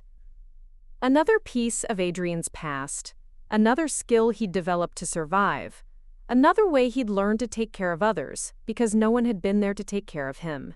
Adrian was already on his satellite phone, speaking in calm, professional tones to the emergency dispatcher. Male, 73, presenting with chest pain, weak pulse, diaphoresis. We're monitoring vitals and providing comfort measures. Location is... He rattled off Milan's address, then listened to the response. How long for EMS? Understood. We'll maintain contact. He hung up and looked at Milan. They're trying to get an ambulance through, but the roads are really bad. Could be an hour or more. An hour? Milan looked at Marcus, who was breathing in short, shallow gasps. Will he be okay for that long? I hope so. But we need to be prepared for anything. Adrian's voice was steady, but Milan could see the concern in his eyes. Do you have any aspirin? If this is a heart attack, it could help. Milan nodded, hurrying to her medicine cabinet. When she returned, Adrian was holding Marcus's hand, speaking to him in low, reassuring tones. The pain is normal, he was saying. Try to stay calm, focus on breathing. Help is coming. You're that boy, Marcus said suddenly, his voice gaining some strength. The one everyone's been talking about. Adrian's jaw tightened slightly, but his voice remained gentle. I'm Adrian. I'm here to help. They say you're after her money. Marcus's eyes flicked to Milan, who was crushing the aspirin as Adrian had instructed. They say a lot of things, Adrian replied evenly. Right now, let's focus on getting you through this. Milan brought the aspirin and a glass of water, helping Marcus swallow the medication. As she did, she caught Adrian's eye and saw something there she'd never seen before, a kind of quiet strength, a competence that went beyond his years and his academic pursuits. This was who he was when everything else fell away, when only the essential mattered. I misjudged you, Marcus said after taking the aspirin. His breathing was still labored, but the medication seemed to be helping with the pain. We all did. Don't worry about that now, Adrian said. Just rest. But Marcus shook his head. No, I need to say this. In case something happens to me. I've been wrong about you two. About what you have together. Milan felt tears prick her eyes. Marcus, you're going to be fine. Maybe I am. But I've been a fool, listening to Helen and her poison, worrying about what people would think instead of seeing what was right in front of me. He looked at Adrian. You're a good man. I can see that now. Adrian's composure cracked slightly. Thank you. That means a lot. It should. I don't say things I don't mean. Marcus managed a weak smile. And Milan, I'm sorry. For judging you. For making you feel like you had to choose between happiness and belonging to this community. You deserve both. Milan squeezed his hand. We all make mistakes. Some mistakes matter more than others. Marcus's eyes were getting heavy, but he fought to stay conscious. Promise me something, both of you. Don't let them drive you apart. What you have, it's real. I can see it now. Don't let small-minded people destroy something beautiful. The next hour passed in a blur of monitoring and waiting. Adrian checked Marcus's pulse regularly, noting the time and quality on a makeshift chart. Milan kept water boiling on her gas stove for warmth and humidity, brought extra blankets, did whatever Adrian asked without question. They worked as a team, seamlessly coordinating their efforts, each anticipating what the other needed. It was during one of these quiet moments, as Adrian was adjusting Marcus's position to help his breathing, that Milan truly understood what she'd been fighting for. This wasn't about age or social expectations or what other people thought was appropriate. This was about finding someone who complemented her strengths, who brought out qualities in her she'd forgotten she possessed, who made her want to be better than she was. When the paramedics finally arrived, they found Marcus stable and conscious, his color improved from the emergency treatment Adrian had provided. The lead paramedic, a woman in her 40s named Sarah, looked impressed as Adrian briefed her on Marcus's condition and the treatment they'd administered. "You did good work," she told Adrian as they prepared to transport Marcus to the hospital. "Probably saved his life." "We both did," Adrian corrected, nodding toward Milan. "She's the one who found him and got him inside." Marcus insisted on speaking to them one more time before they loaded him into the ambulance. "Thank you," he said simply. "Both of you. And remember what I said." As the ambulance disappeared into the storm, Milan and Adrian stood in her doorway, watching the red lights fade into the white. The crisis was over, but something had changed between them. Not just in their relationship, but in how they saw themselves and each other. "You were amazing," Milan said finally. "I had no idea you had medical training."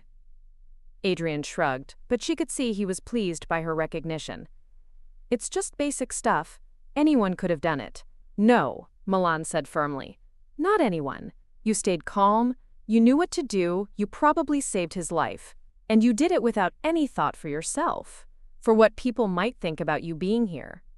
"Of course I came," Adrian said, as if it was the most natural thing in the world. "You needed help. That's all that mattered." Milan looked at him, really looked at him, and saw not the young man everyone else focused on, but the person he actually was. Someone who'd learned to be strong because he'd had to be, who'd developed skills and wisdom beyond his years because life had demanded it of him, who'd chosen to use his strength to help others rather than to protect only himself. "I love you," she said, the words coming out before she could stop them. Adrian's eyes widened, then softened. "I love you too. I have for a while now." "I know." Milan reached for his hand. "And I'm done being afraid of it." Outside, the storm continued to rage, but inside Milan's house, something had shifted.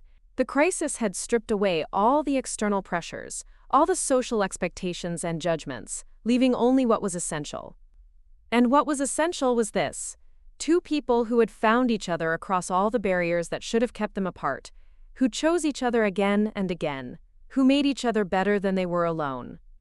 When the power came back on the next morning and the phones started working again, Milan's house became an unofficial coordination center for the neighborhood's recovery efforts. Adrian, who had decided to stay the night to help with emergency response, found himself directing traffic as neighbors called to check on each other, to coordinate snow removal, to share resources and information. Marcus Thompson was stable at the hospital, the doctors confirming that he'd suffered a mild heart attack, but was expected to make a full recovery. Word spread quickly through the neighborhood about how Adrian had helped save his life, how he and Milan had worked together during the crisis to provide emergency care. Helen Rodriguez called 3 times, ostensibly to check on Milan but really to gather information about what had happened. Milan answered the first call with polite courtesy, the second with growing impatience, and didn't answer the third at all. "She's going to spin this somehow," Adrian said, watching Milan ignore the ringing phone. "Make it about something other than what it actually was." "Let her try," Milan replied. "Marcus knows what happened. He knows who you are now. That's what matters." But even as she said it, Milan knew their fight wasn't over. The storm had provided a moment of clarity, a chance for truth to emerge from the chaos. But communities didn't change overnight. There would still be gossip, still be judgment, still be people who preferred their prejudices to the evidence of their own eyes. The difference was that Milan no longer cared about changing all of those minds. She cared about living authentically, about honoring the love she'd found, about being true to herself regardless of what others thought. The storm had washed away her last doubts, leaving her with absolute certainty about what mattered most. As Adrian helped her prepare breakfast for the neighbors who would inevitably stop by to check on them, Milan felt a sense of peace she hadn't experienced in months. The crisis was over, but its impact would resonate through their community for a long time to come. And for the first time since this all began, Milan was confident that when the dust settled, she and Adrian would still be standing together. The storm had tested them, had forced them to reveal who they truly were under pressure. And what they'd revealed was a partnership built on genuine care, mutual respect, and the kind of deep connection that transcends age, social expectations, and the small-minded judgments of others. Outside, the snow was beginning to melt, the worst of the storm having passed. But Milan knew that the real change had happened inside her house, inside her heart, where she'd finally found the courage to choose love over fear, authenticity over approval, and the uncertain but genuine future over the safe but empty past.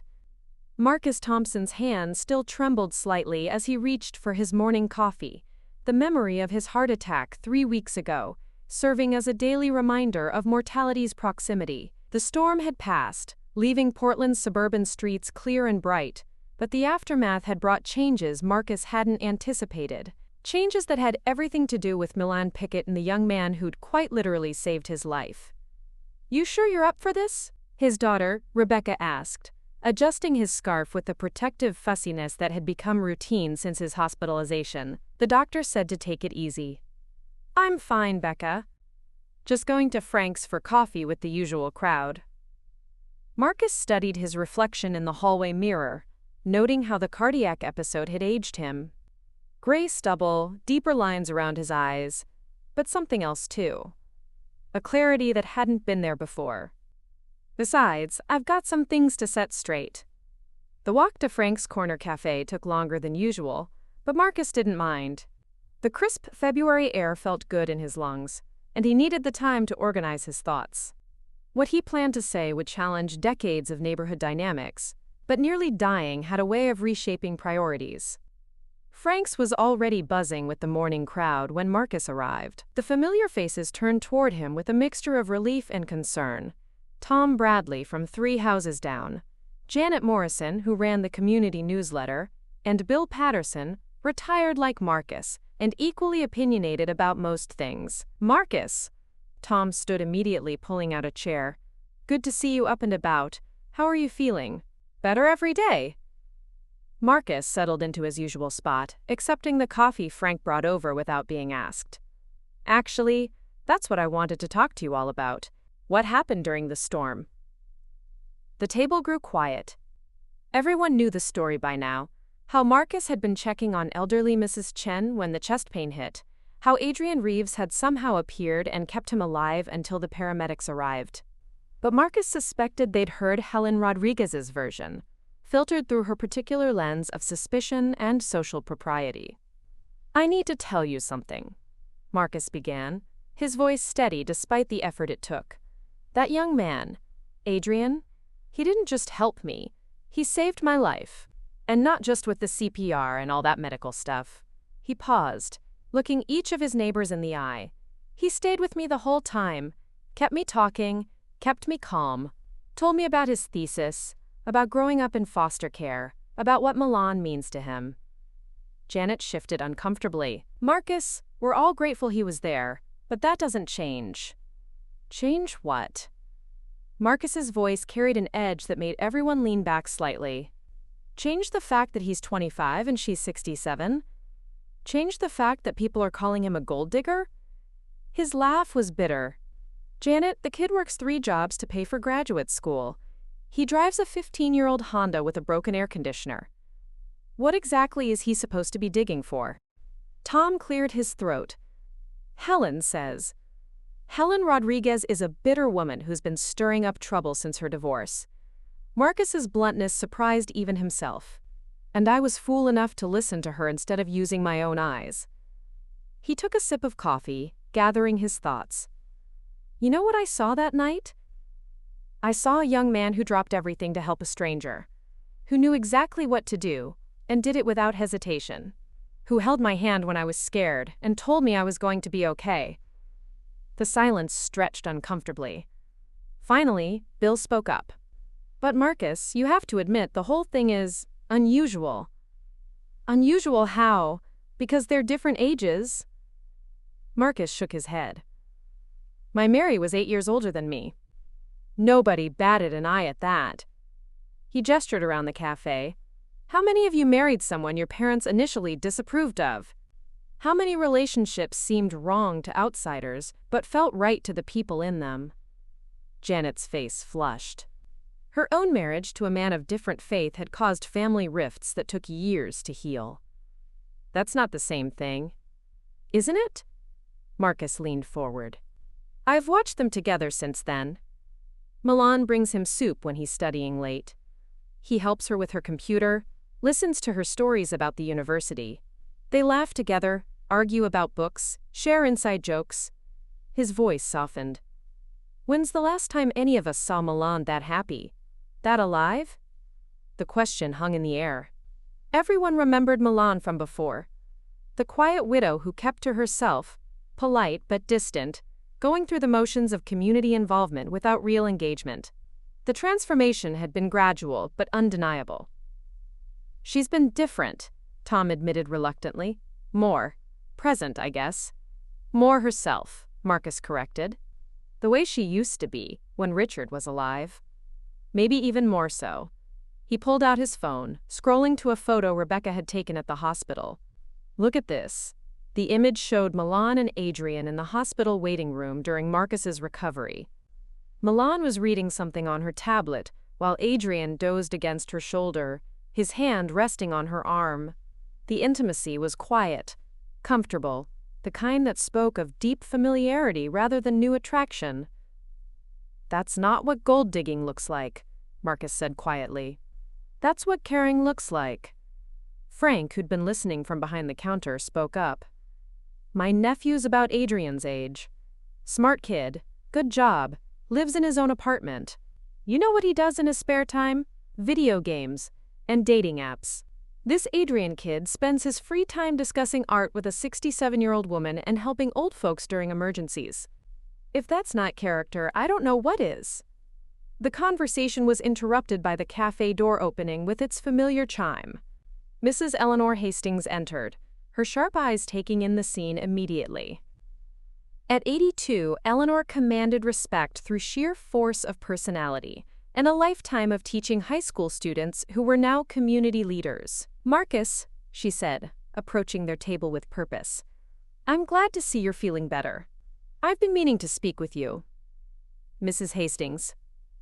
Marcus started to stand, but she waved him back down. I watched the whole thing from my window, she said without preamble.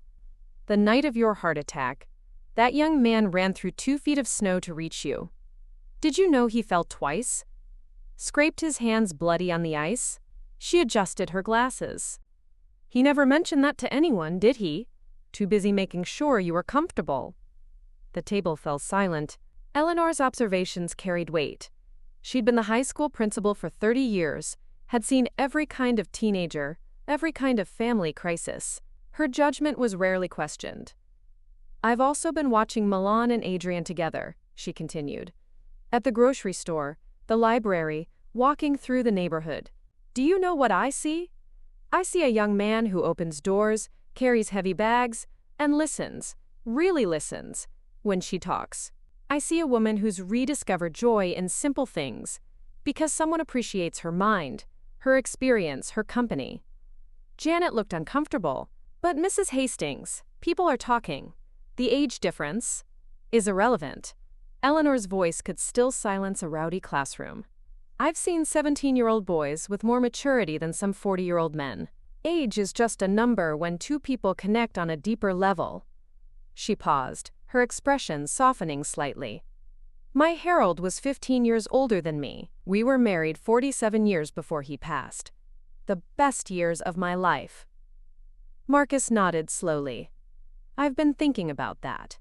About what really matters in a relationship. Kindness. Respect. Genuine care. He looked around the table. Helen Rodriguez has been filling our ears with poison about Milan and Adrian, but what has she actually seen? What proof does she have of wrongdoing? She says he's using Milan for her connections in the art world, Tom offered weakly. Eleanor snorted. Milan's been retired for 6 months. What connections? And I've heard his thesis is about post-war American art, Milan's specialty. If consulting an expert is, quote, cage tradi prosum someone, then every graduate student in the country is guilty. Frank brought Eleanor her usual tea without being asked. I've seen them in here, he said. Always splits the check, even when she protests.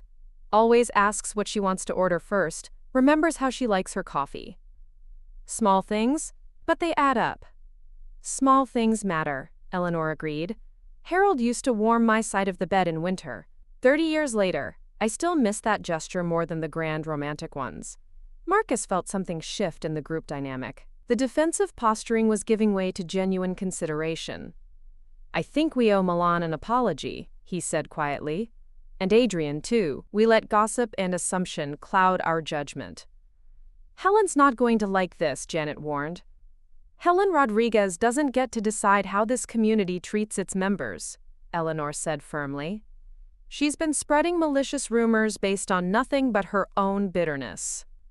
It's time someone called her on it. Tom shifted uncomfortably. What are you suggesting? I'm suggesting we start judging people by their actions instead of their circumstances, Marcus said. I'm suggesting we remember that Milan Pickett has been a good neighbor for 15 years and deserves better than this treatment. The conversation continued for another hour, slowly but surely reshaping the narrative that had dominated neighborhood gossip for months. Other patrons drifted in and out, some catching fragments of the discussion, others being drawn into it entirely. By the time Marcus left Frank's, he felt lighter than he had in weeks. The truth had a way of emerging, even when buried under layers of prejudice and social pressure. He thought about Adrian's steady voice during those terrifying minutes before the paramedics arrived, about Milan's quiet strength as she coordinated neighborhood response efforts, about the way they'd worked together with the unconscious efficiency of a long-established team. That evening, Marcus sat in his living room staring at the phone. The number was already dialed. He just needed the courage to press call. Finally, he did. Milan? It's Marcus Thompson. I was wondering if you and Adrian might like to come over for dinner this weekend. I think it's time we had a proper conversation. The pause on the other end lasted long enough for Marcus to worry he'd misjudged the situation. Then Milan's voice, warm but cautious. That's very kind of you, Marcus, but are you sure? I know things have been complicated. I'm sure, Marcus said firmly. In fact, I'm more sure about this than I've been about anything in a long time. Another pause. Thank you, Marcus. That means more than you know. As Marcus hung up the phone, he felt something he hadn't experienced in months. Pride in his community's capacity for growth and redemption. Change was coming to their small corner of Portland, and for the first time since the whole controversy began, Marcus was confident it would be change for the better. The foundation was shifting, hearts were opening, and Milan Pickett and Adrian Reeves were about to discover that their love story had gained some unexpected champions in the most unlikely places.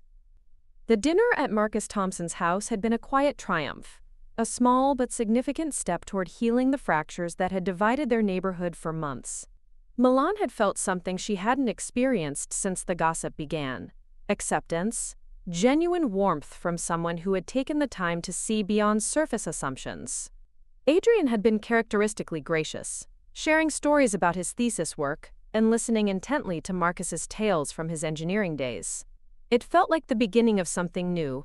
But Helen Rodriguez had been watching from her kitchen window across the street, her jaw tight with frustration as she witnessed what she could only interpret as her influence crumbling.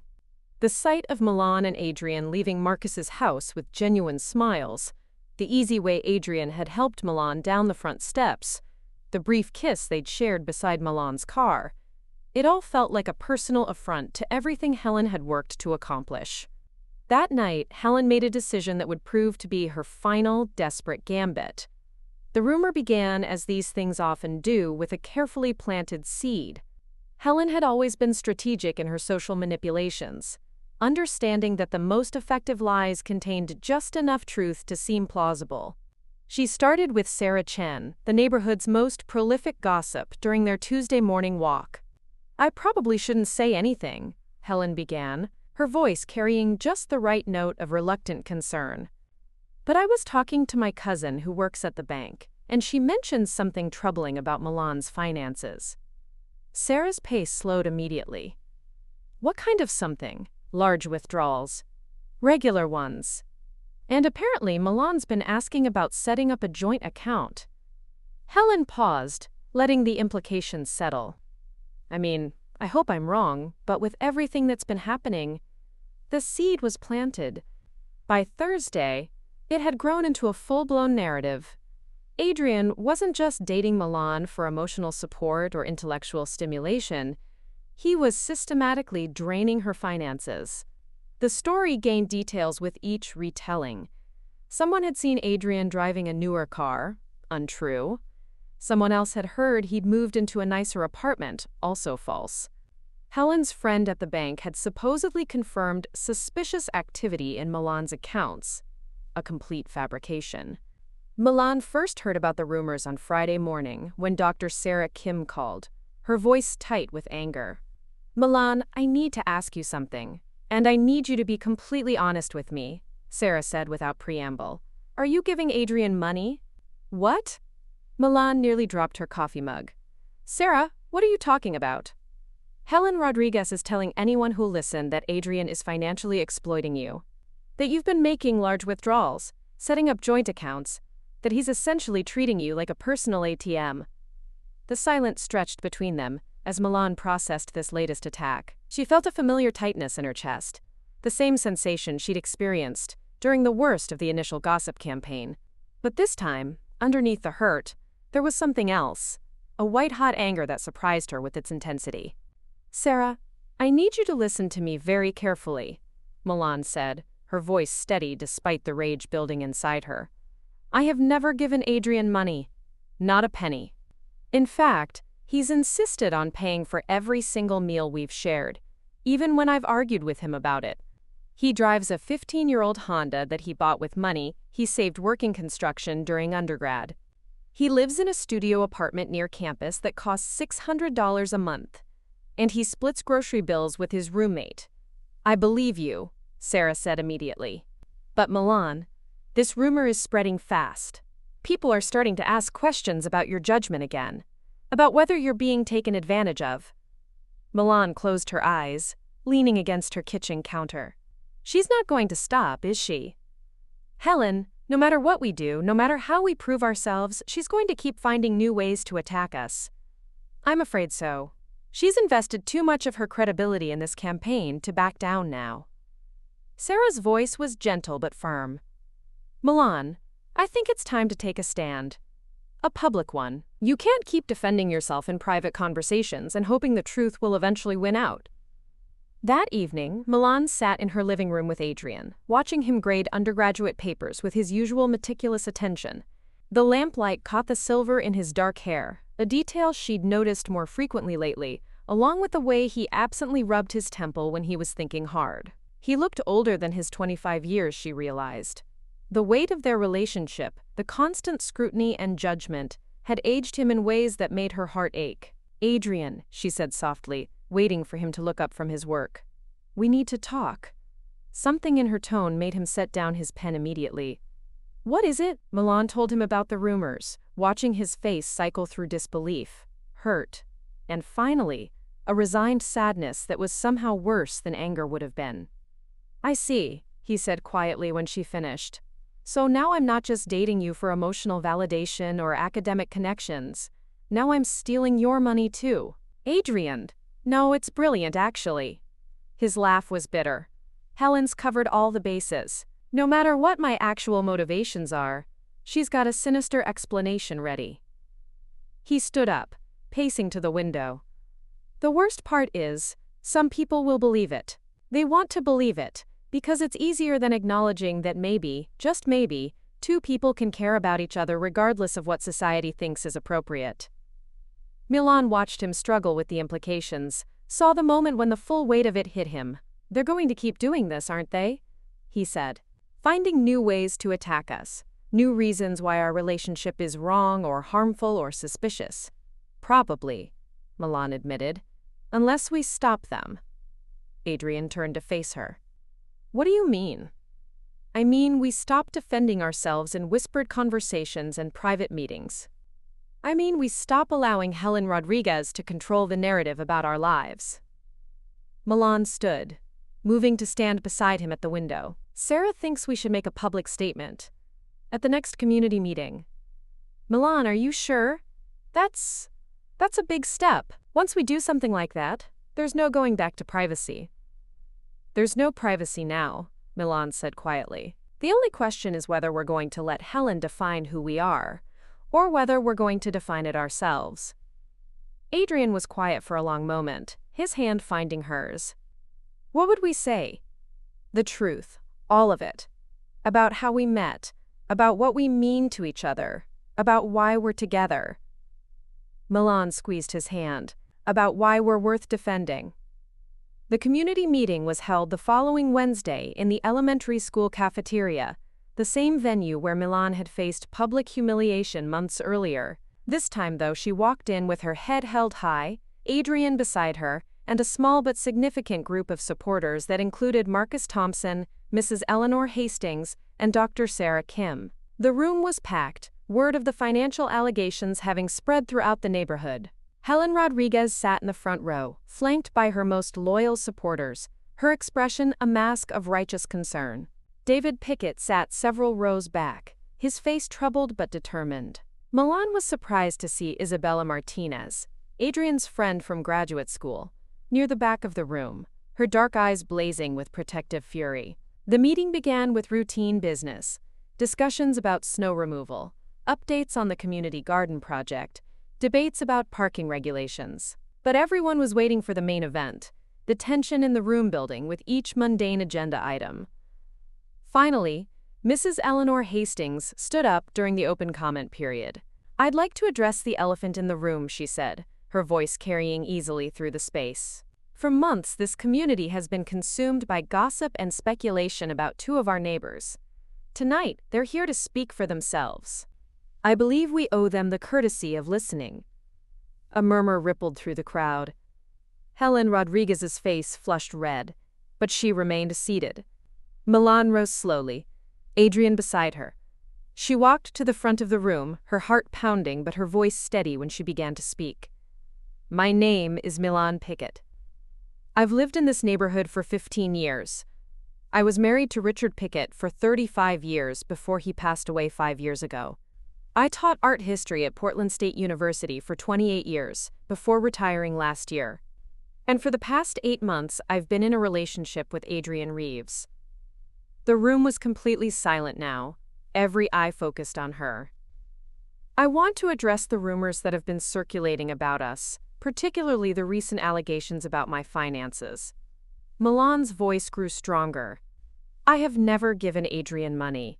Not for rent, not for food, not for his education, not for anything. In fact, our ongoing argument is about his insistence on paying for meals when we go out together. He works 3 jobs to support himself through graduate school. He drives a car that's older than some of the teenagers in this room. He lives in a studio apartment that I wouldn't house my art supplies in." A few people shifted uncomfortably in their seats. "But more than that," Milan continued, "I want to talk about what our relationship actually is, because I don't think most of you understand." She looked around the room, making eye contact with as many people as possible. "Adrian doesn't treat me like a sugar mama or a meal ticket. He treats me like an intelligent woman whose opinions matter. He listens when I talk about my work, asks thoughtful questions about my experiences, challenges my assumptions about art and life and everything in between." Adrian stood then, his hand briefly touching Milan's shoulder in support before he addressed the room himself. "I'd like to say something too," he said, his voice quiet but clear. "I know what people think when they see us together. They see a young man who must be using an older woman for something. Money, connections, stability, whatever. But what they don't see is what I actually get from this relationship." He paused, looking directly at Helen Rodriguez. "I get to be with someone who sees me as more than my background, more than my age, more than my circumstances. Milan doesn't judge me for growing up in foster care, or for working multiple jobs to afford school. She doesn't see me as a charity case or a project. She sees me as a partner, an equal, someone worth spending time with." His voice grew stronger. "And yes, I love her. I love her mind, her humor, her passion for art and literature and life. I love the way she argues with me about Jackson Pollock and makes me see paintings in ways I never considered. I love that she's lived through decades of experiences I can learn from, and that she's interested in my perspective on things she's been thinking about for years." The room was so quiet that the hum of the overhead lights seemed deafening. "But most of all," Adrian continued, "I love that she's brave enough to be with me despite what all of you think. Despite the gossip and the judgment and the constant questioning of our motives, she could have ended this relationship months ago to make her life easier. Instead, she chose to fight for us, to believe that what we have is worth defending. Milan felt tears prick her eyes, not from sadness but from pride. This young man, barely older than her former students, was standing in front of a room full of hostile neighbors and speaking truth with a courage that humbled her. "I have one more thing to say," Milan said, her voice carrying a strength she hadn't known she possessed. "I've spent 5 years being a good widow, a proper neighbor, a woman who kept her head down and didn't cause trouble. I've spent months apologizing for my choices, defending my right to happiness, justifying my feelings to people who have no business judging them." She looked around the room, her gaze lingering on Helen Rodriguez's furious face. "I'm done apologizing. I'm done defending. I'm 67 years old, and I've earned the right to love whoever I choose to love. If that makes you uncomfortable, if that challenges your assumptions about age and relationships and what's appropriate, then I suggest you examine why that is. Because the problem isn't with my relationship. The problem is with a community that would rather destroy something beautiful than admit they might be wrong." The silence that followed was deafening. Then, slowly, Marcus Thompson began to clap. Mrs. Eleanor Hastings joined him, then Dr. Sarah Kim, then Isabella Martinez. The applause spread through the room, not universal but significant. A clear statement of support from people who had found the courage to stand against the tide of judgment. Helen Rodriguez stood abruptly, her face crimson with rage and embarrassment. "This is ridiculous," she said, her voice shaking. "You're all being manipulated by a woman who's clearly having some kind of breakdown, and a young man who's obviously taking advantage of her confusion. Helen." The voice came from an unexpected source, David Pickett, who had risen from his seat several rows back. "Stop. Just stop." Every head turned toward him, including Milan's. David's face was pale but determined as he made his way to the front of the room. "I owe my aunt an apology," he said, his voice carrying clearly through the cafeteria. "I've been worried about her, protective of her, concerned that she was being taken advantage of. But I was wrong." He turned to face Milan and Adrian. "I was so focused on protecting you from him that I didn't see what he was actually doing, which was making you happy in a way I hadn't seen since Uncle Richard died." David's voice grew stronger. "I've watched you these past few months, Milan. You're more engaged, more alive, more yourself than you've been in years. And Adrian," he turned to the young man, "I've seen how you look at her, how you listen to her, how you care for her. That's not manipulation. That's love." The room erupted in murmurs, the carefully maintained lines of opposition beginning to blur. Helen Rodriguez looked around desperately, realizing that her carefully constructed campaign was crumbling before her eyes. "You're all making a mistake," she said, her voice rising to near hysteria. "This isn't normal, this isn't right. Someone needs to protect this community from..." "From what?" Mrs. Eleanor Hastings' voice cut through Helen's protestations like a blade. "From love? From happiness? From two adults who found something meaningful together?"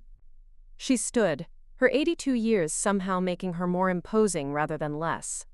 "Helen Rodriguez, I've watched you spread poison through this neighborhood for months. I've seen you turn neighbor against neighbor, friend against friend, all because you can't stand to see someone else find joy."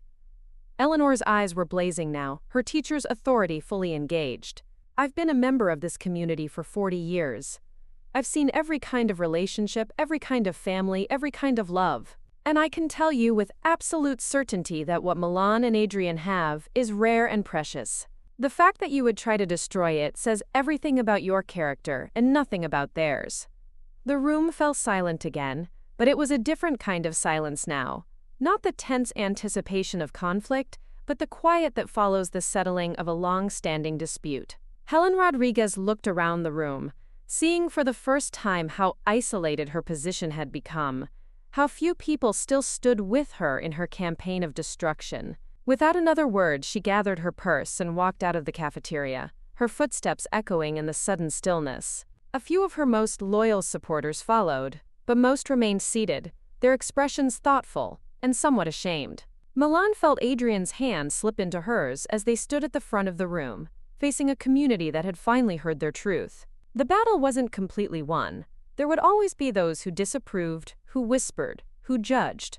But something fundamental had shifted. The majority had chosen understanding over prejudice, love over fear. "Thank you," Milan said simply, her voice carrying to every corner of the room.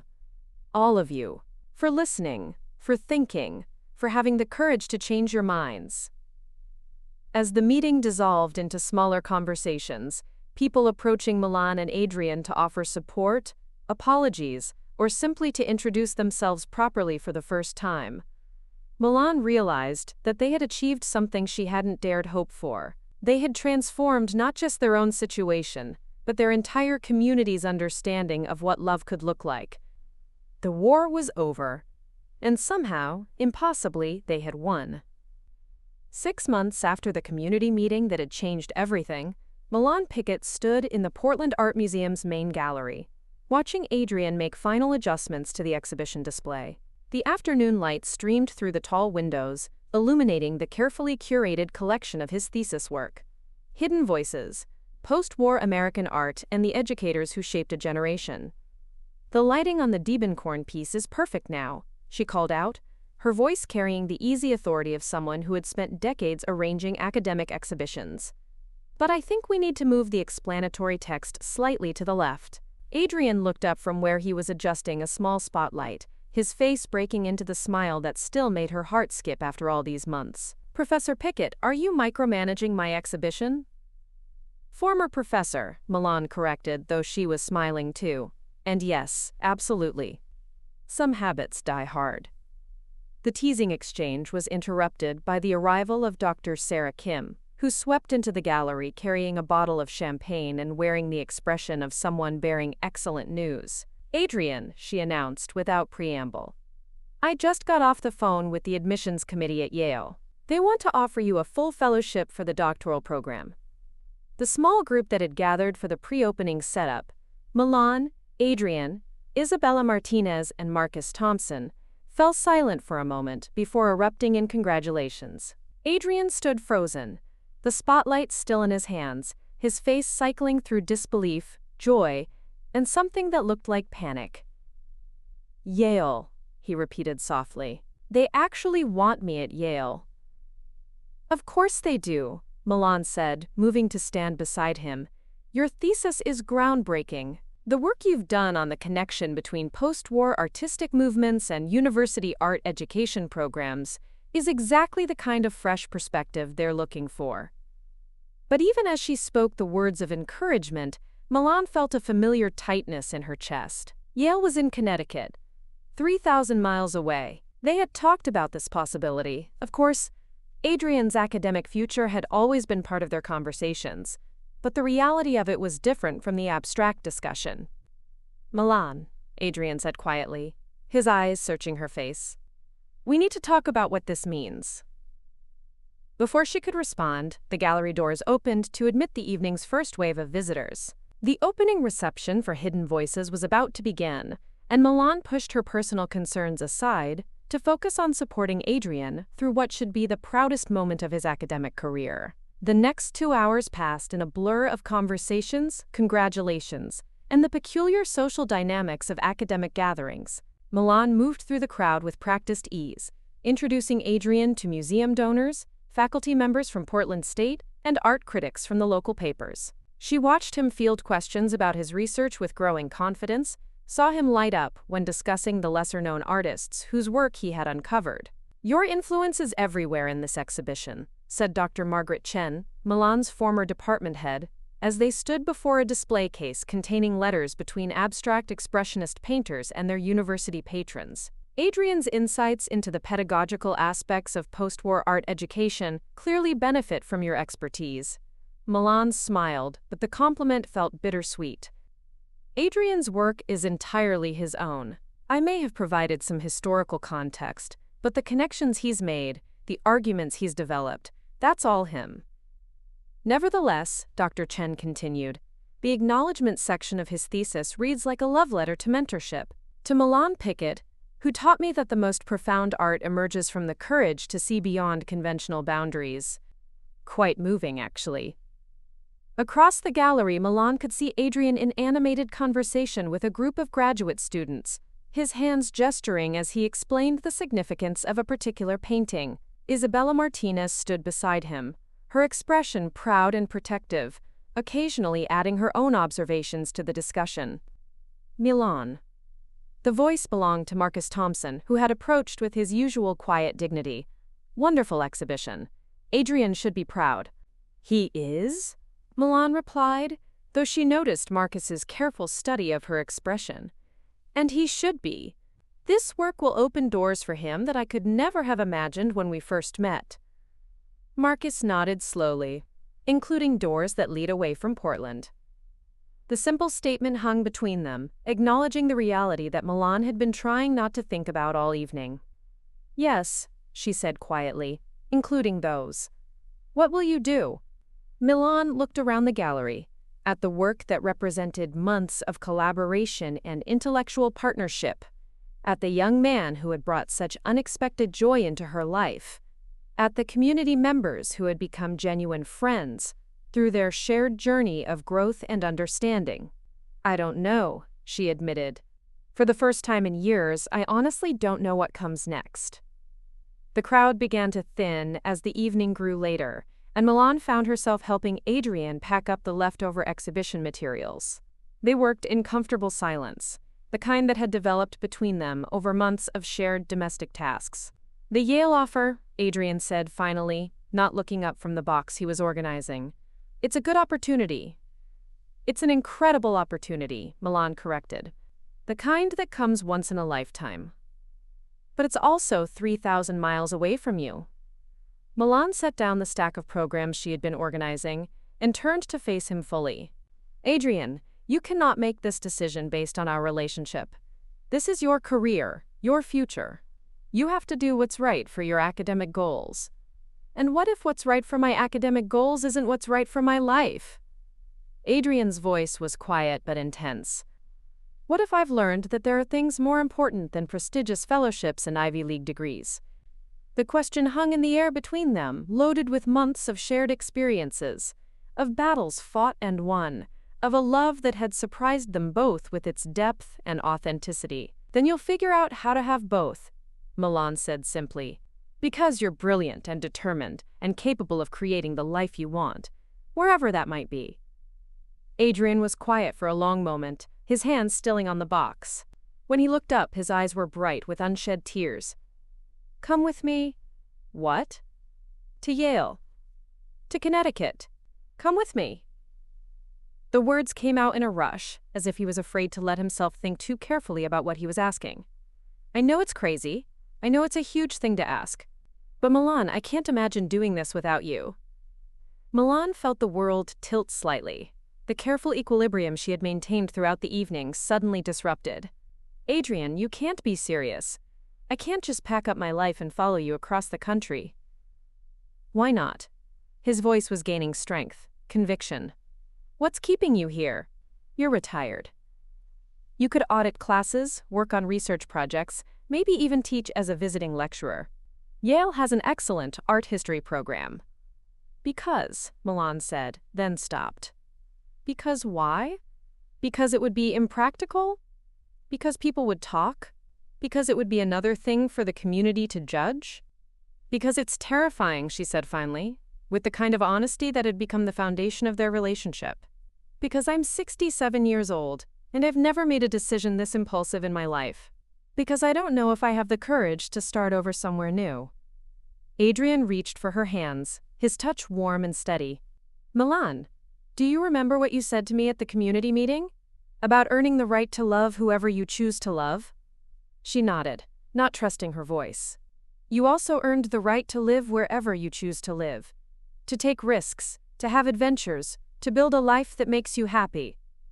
His thumb traced across her knuckles. I'm not asking you to follow me. I'm asking you to come with me. As my partner, my equal, my best friend, and the love of my life. The words hit Milan like a physical force, and she realized that somewhere in the past 8 months, This young man had become not just her boyfriend or her companion, but her home. The place where she felt most herself, most alive, most capable of growth and joy. The fellowship comes with housing, Adrian continued, his voice soft but persuasive. A small apartment near campus. We could make it work. We could build something together. Milan looked around the gallery one more time, taking in the fruits of their collaboration, the evidence of what they could accomplish together. Then she looked at Adrian, really looked at him, and saw not just the graduate student she had met 9 months ago, but a man who had proven himself worthy of her trust, her love, and her faith in their future. Okay, she said quietly. Okay, I'll come with you. To Yale, to Connecticut, to whatever comes next. A smile began to spread across her face. God help me, I'm going to follow a 25-year-old graduate student across the country and see what happens. Adrian's response was to sweep her into his arms, spinning her around the empty gallery, while she laughed with a joy that felt both familiar and entirely new. When he set her down, they were both breathless, both grinning, both slightly amazed by the audacity of what they had just decided. I love you, he said, his forehead pressed against hers. I love your courage, your intelligence, your willingness to take risks that scare you. I love that you're brave enough to build a life with me. I love you too, Milan replied, and meant it with every cell in her body. I love that you see possibilities where I see obstacles. I love that you make me remember who I am when I'm at my best. They were interrupted by the sound of slow clapping from the gallery entrance. Isabella Martinez stood there, her face bright with happiness and unshed tears. About time, she said, her voice thick with emotion. I was starting to think you two would never figure it out. Figure what out? Milan asked, though she was still smiling. That you're not just in love with each other, Isabella replied. You're in love with the life you've built together, the adventures you've shared, the way you've grown as individuals and as a couple, the way you've changed not just your own lives, but your entire community. As if summoned by her words, Marcus Thompson appeared beside Isabella, followed by Dr. Sarah Kim and several other friends who had lingered after the exhibition. We may have been eavesdropping, Marcus admitted with a sheepish grin. And we may have been hoping you'd make exactly this decision. Yale's gain is our loss, Dr. Sarah Kim added. But I can't think of two people better suited for an adventure like this. The impromptu celebration that followed felt like a perfect encapsulation of everything Milan and Adrian had learned about love, community, and the courage required to live authentically. As they stood surrounded by friends who had watched their relationship evolve from scandal to inspiration, Milan realized that they had accomplished something she had never expected. They had proven that love could indeed conquer prejudice, that communities could grow and change, and that it was never too late to choose courage over comfort. 3 months later, as Milan packed the last of her belongings into boxes marked New Haven, Connecticut, she found herself thinking about the woman she had been a year ago, lonely, purposeless, resigned to a quiet life of routine and regret. That woman could never have imagined the adventure she was about to embark on, the love she had found, or the strength she had discovered within herself. The doorbell rang, and Milan opened it to find Adrian standing on her doorstep with coffee and croissants, just as he had on dozens of mornings over the past year. Ready for the next chapter? He asked, his eyes bright with anticipation. Milan looked around her empty house one last time, then stepped outside and closed the door behind her. Ready? She said, and meant it completely. As they walked toward the moving truck that would carry their combined belongings to their new life, Milan felt something she hadn't experienced in decades. The thrilling uncertainty of an unwritten future, and the deep contentment of knowing she would face it with someone who loved her exactly as she was. The story that had begun with a chance meeting in an art gallery was ending with a choice to begin again, together, wherever that journey might lead them. And for the first time in years, Milan Pickett couldn't wait to see what happened next. Up next, you've got 2 more standout stories right on your screen. If this one hit the mark, you won't want to pass these up. Just click and check them out. And don't forget to subscribe and turn on the notification bell so you don't miss any upload from us. Quote.